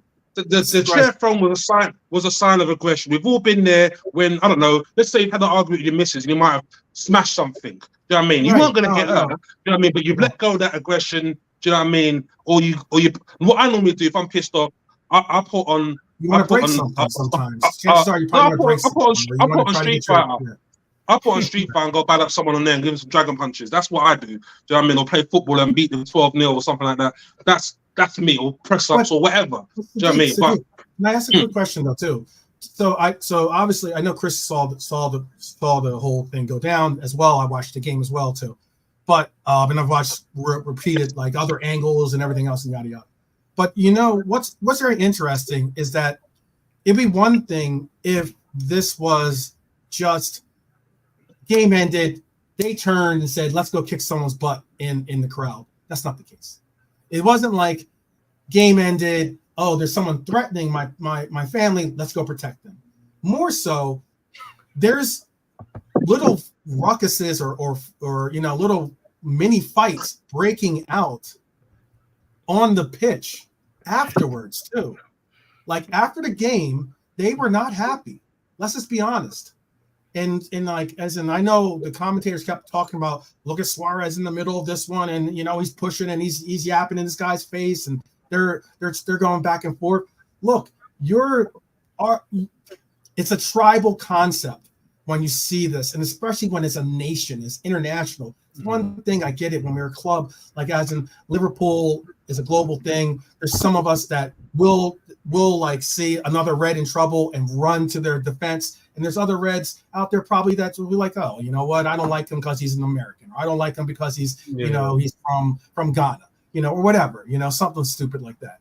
And that might separate us. But here we have a case where there's a lot of stuff that led to the situation. It's just sometimes I know that media, us as content creators especially, but like media and the likes, especially when it gets on social media, will take things, will kind of like see a sliver of what actually happened, or what's the story of why it happened, and then frame our whole narrative around that one little still, or that one little spot.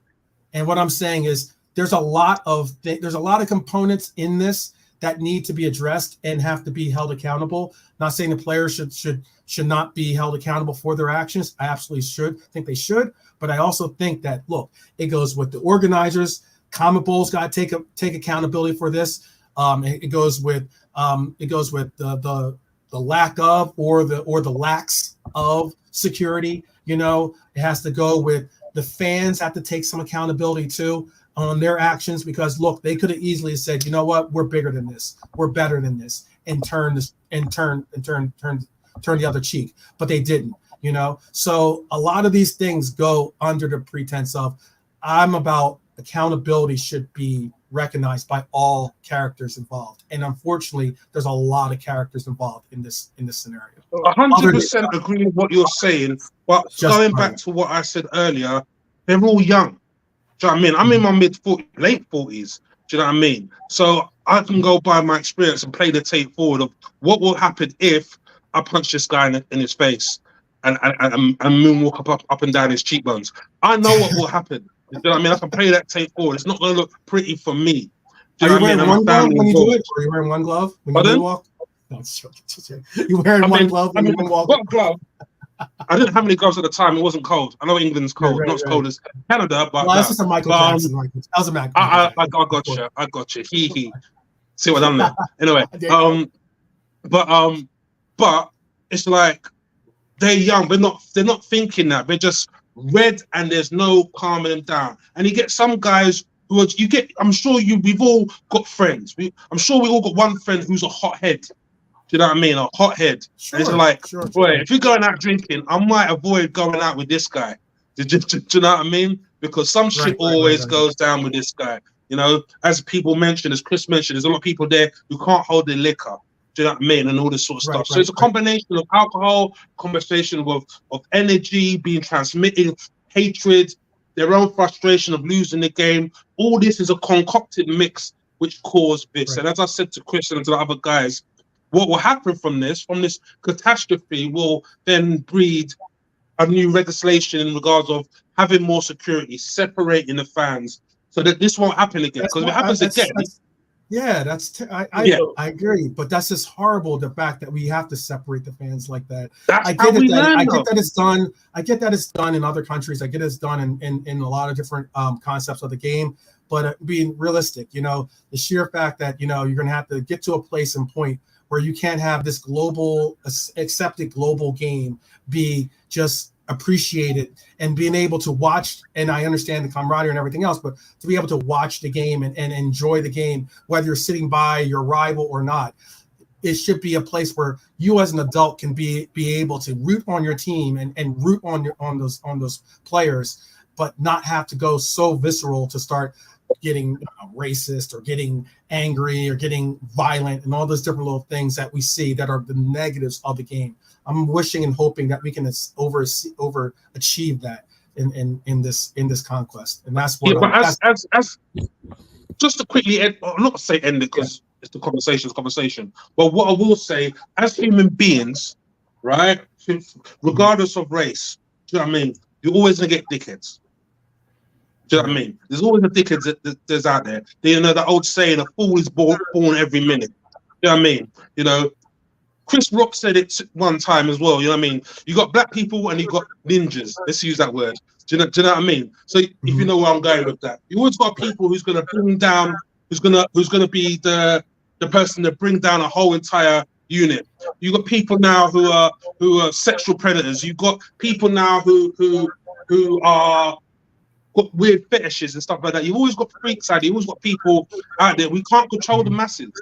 Do you know what I mean? We put things in place to have some form of control, but left to their own devices, left without said control, and that's what happened here. There was no control. There was no way of doing this, and this is what happens when you leave people, a majority of people, a crowd of people left to their own devices. This is the outcome, unfortunately. Do you know what I mean? So as I said, it's best that we all learn from this. It's best that give me that shit. Sorry. Right. It's best that we all learn from this. It's best that we all use this information and use this horrible learning experience to then learn, and it won't happen. Hopefully, I can't say definitely. I'm not God. Do you know what I mean? It won't happen again. We'll see. So I agree with both of you were saying. And honestly, like I said earlier, like I would have done the same. I'm a hothead like that.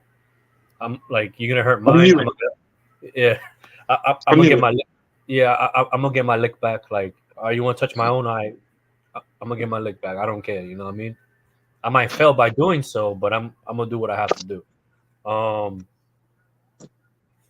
But what you guys are talking about is empathy and relating him. FIFA's not gonna think the same way we think.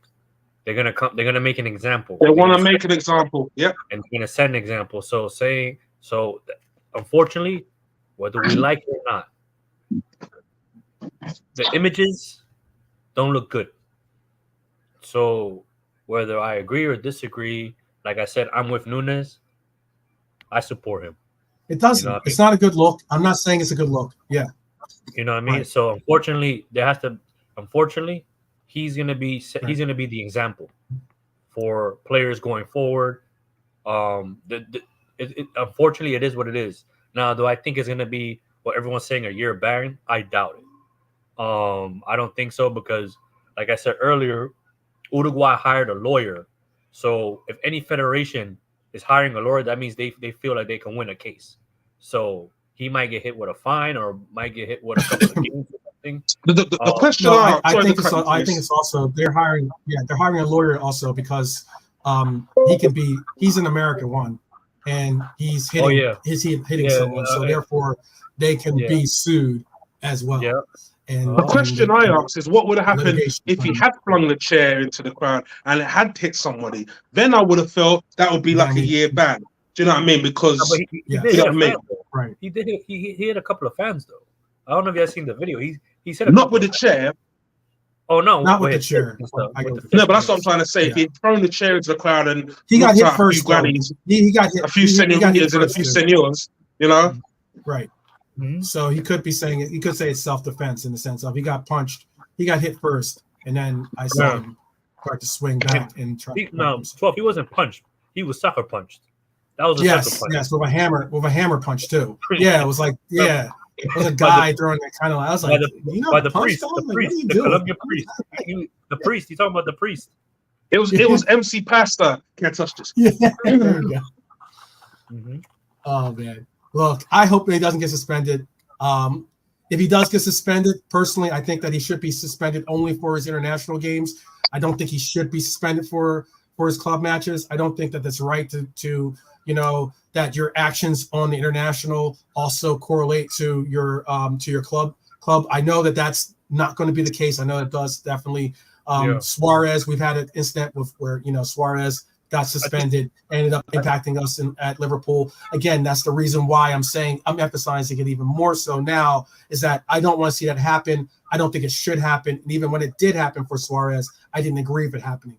If you're going to do something stupid representing your nation, guess what? Your nation should pay the result or pay the consequences, not your club team. And it's vice versa. You do something stupid in club, you do something stupid in a club match, guess what? It shouldn't have any impact on what you do with your nation, because those are two separate entities. And that's at least what I believe with that. But I think the Suarez, like I said earlier, Suarez is a bad example because he was a repeat offender. So and Suarez, and I get that. He's a repeat. Yes. And I think also, Yes. the issue with Suarez was that he did it in an international tournament with other nations. So you had to drop the hammer on. You had to drop the hammer on him.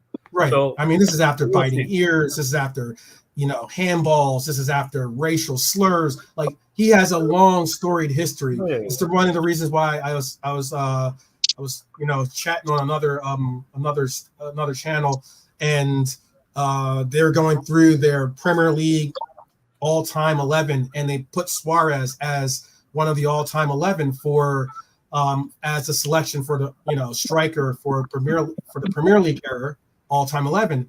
And I said to him, look, you know what, it is what it is, but I don't personally look at Suarez as being an all-time Liverpool player, much less an all-time, even making that all-time 11. And the reason why I said that is because, look, he doesn't represent Liverpool. A lot of his actions, a lot of the things that he's done off the pitch, his racial tones, his blatant racism, the things that he does, it should be a true representation for us. And I think that has some impact in how you look at their legendary status with you. personally, for me at least, it does. And if I want someone to represent this club as an all-time 11, I would rather see someone like a Bobby in that case, or a Torres in that role than I would and in that role before I say Suarez is what I want to connect. The thing Players. The thing is, go ahead. Go on. No, quickly. You're eating. Right. I'm sure. I'm sure we get some backlash. Your fries.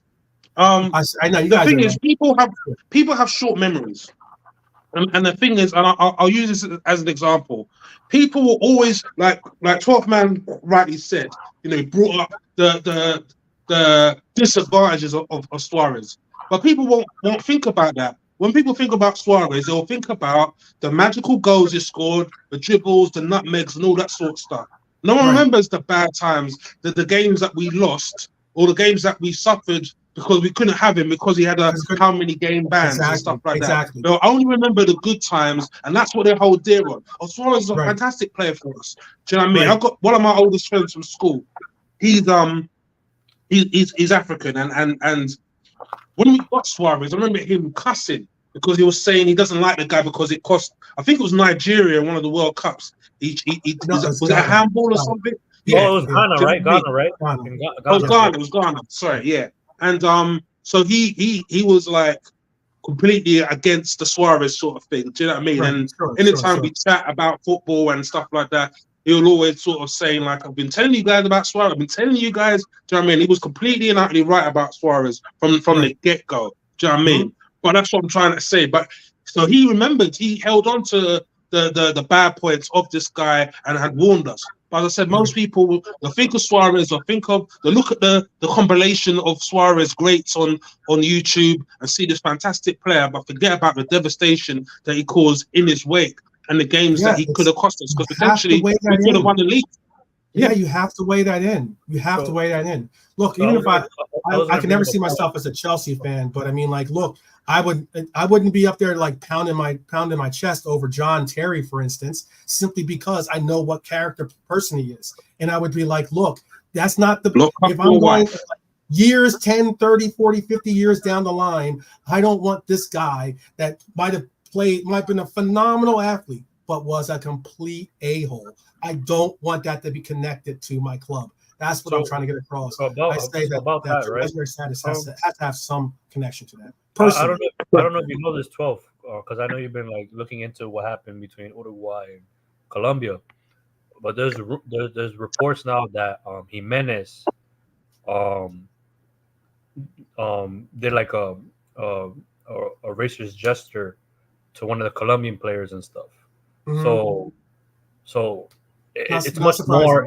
Yeah, so it's much more than what happened. Like there's you know what I mean? So a lot of things are going to be investigated. So yeah, it wouldn't be surprising. Yeah, so there's a lot of, because a lot of the Colombian players are of a dark skin. Yeah, exactly. So, I know. So you know what I mean? So because there was a point where like I don't know if you saw, but he was kind of doing like a monkey gesture on Sanchez's head type thing. Yeah. Or whatever. And Sanchez stood quiet. But when the corner happened, he gave him the illest elbow, but it wasn't seen on camera type thing. It was like behind someone else, like some dark arson, and elbowed him or whatever. But man, if stuff like that's going on, man, and that's kind of why I'm trying to get across. At this day and age, it's kind of sad, to be honest. No, you're right, and that's why I was just going to say real quickly is that's why I'm trying to get across. Like trying to just pretend as though these things aren't relevant. It's almost like accepting it. It's almost as if as if you're giving it a pass. And I'm trying to get across that, we talk about this racism out of the game, kick racism out of the game. Well, there's ways of doing that to basically say, look, you can't be this kind of individual and be a part of this celebration of this game, and that's what I'm trying to get across is that you're ruining the party by trying to say, oh, well, let's just look past the fact that he's like a racist. And let's just look past the fact that he does those kinds of things and such. No, I'm not, because that's giving him a pass. That's giving him a pass. Unfortunately, 12. That's all I'm trying to get across. This is something I learned when I was in the service and stuff. And I was taught that, okay, like, as a soldier, you're a civil servant, right? You're a peace officer Mhm. type thing, per se, right? Communication is key. And I've learned throughout my years, Mhm. it goes to one ear and out the other for people. Mhm. And sometimes words don't affect people, and sometimes you need to use this so people can listen. And when it comes to that subject, you need to use this because like words and rules and laws ain't helping people, and sometimes you got to beat them to the point where they pee their pants 100%. to realize, oh shit, maybe something's wrong in here and stuff. You know what I mean? My But mum always used to say to me as a kid growing up, "You can't hear, or not go feel." you must, Do you know what I feel, mean? yeah. Yeah. So yeah, I completely get that. I was thinking while Fourth Man was talking, it's like I'm thinking of Vinicius Junior. And I'm thinking about the sort of taunts that he gets Yeah. at Real Madrid, and I'm thinking, why are you still playing for this team? Yeah. Why are you still there? Money helps. I'm sure money helps, but yes, I Buying do. money, yeah, because you get paid a lot of money. You know what I mean? Right. But like, if you're clearly not happy, why are you staying at team? Why are you going to play for another team? It's not like people won't take you. It's not like you're deadbeat. Do you know what I mean? You're a skilled individual. I just feel like, you know, if you're this unhappy with a team that you're playing for, and your own fans are doing gestures to you, why are you there? Do you know what I mean?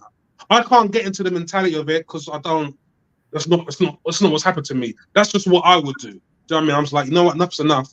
And if you don't want me to do it, Eric Cantona and start flying kicking people in the crowd, then do you know what I mean? I need to remove myself from the situation realistically.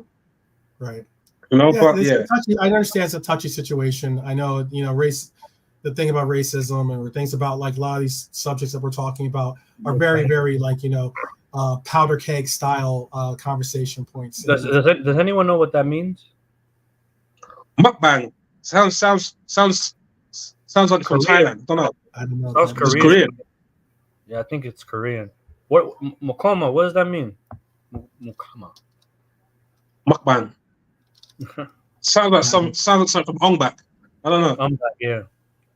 Sounds like a fighting style. I just the art of mukbang. Oh, no! It means that you're eating during the streams. Yeah. Oh, you just said. Yeah, 100%. Yeah. 100%.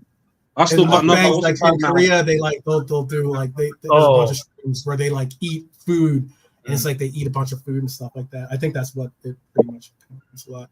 Like you've obviously got a McDonald's delivery. Yeah. Mm-hmm. Yeah. It makes me laugh because McDonald's looks exactly the same no matter where you go in the world. Oh yeah. I've got to bounce because I've got a show tonight, but I just wanted to say. No, go ahead. I'm about to say. I just wanted to say. Look, you know, I know the Nunez things has a lot of us, you know, on different sides of the fence as to whether, you know, you and I don't want to say stand with Nunez or not. You know, I don't want to make it divisive like that. More so, like I know just if you think he should be banned or suspended or not, but I can say that he is our number 9. I know that there's a little divisiveness on whether he should be our number 9 or in the likes, but he's your number 9. I'm praying. Hopefully, when he scores. No, but hopefully after the pastor hit him and knock some good energy in him. You know what I mean? Yeah. There you go. Yeah, when he's banging in these goals this year, hey, you know, I'm looking for a bigger year from him. Obviously, you know, a lot of pressure, a lot of different standards he's going to have to set for himself. Obviously, digging a hole like he just did with this incident isn't going to be easy. It wasn't an easy hole to get out of already, but I mean, the hole might have just gotten deeper all the same. But the bottom line is he is a Red. And he's one of our own, man. We gotta at the end we gotta support. As long as he's not doing something that kind of like diminishes his character, because we always knew he was a hothead. In my opinion, like for me, I always knew he was. No, you're right. You're right. I mean, as long as he's not out there beating his wife or being racist or something like that, you know what I mean? Like you gotta back him. You know what I mean? So was he stupid? I just want to see him get away from Suarez. That's my point. It will make or break. Suarez is his idol. Suarez is someone that is his role model. Suarez is someone that he emulates after. that's one of the last people I necessarily want to see emulate after. You know, maybe if you go after Cavani, that's one different story, you know. But I mean, like, Suarez is not that guy for me. I don't want him being on some, like, you know, I don't want him in his DMs. Well, I'm gonna end the stream right now. Big Thank up you to for the coming chat. on. Cheers, Thank you for guys. coming on, man. Big up to No problem. Thanks for thank having me. Thank you. But you guys have And a I'll good see you rest of your night. guys soon. Get home safe, Sadiq. 12th man, enjoy your night. Definitely. And You too, guys you in too. the chat. Thank you very much. Thanks, chat. Take care, guys. See you soon. Oh, me come on for this. Good.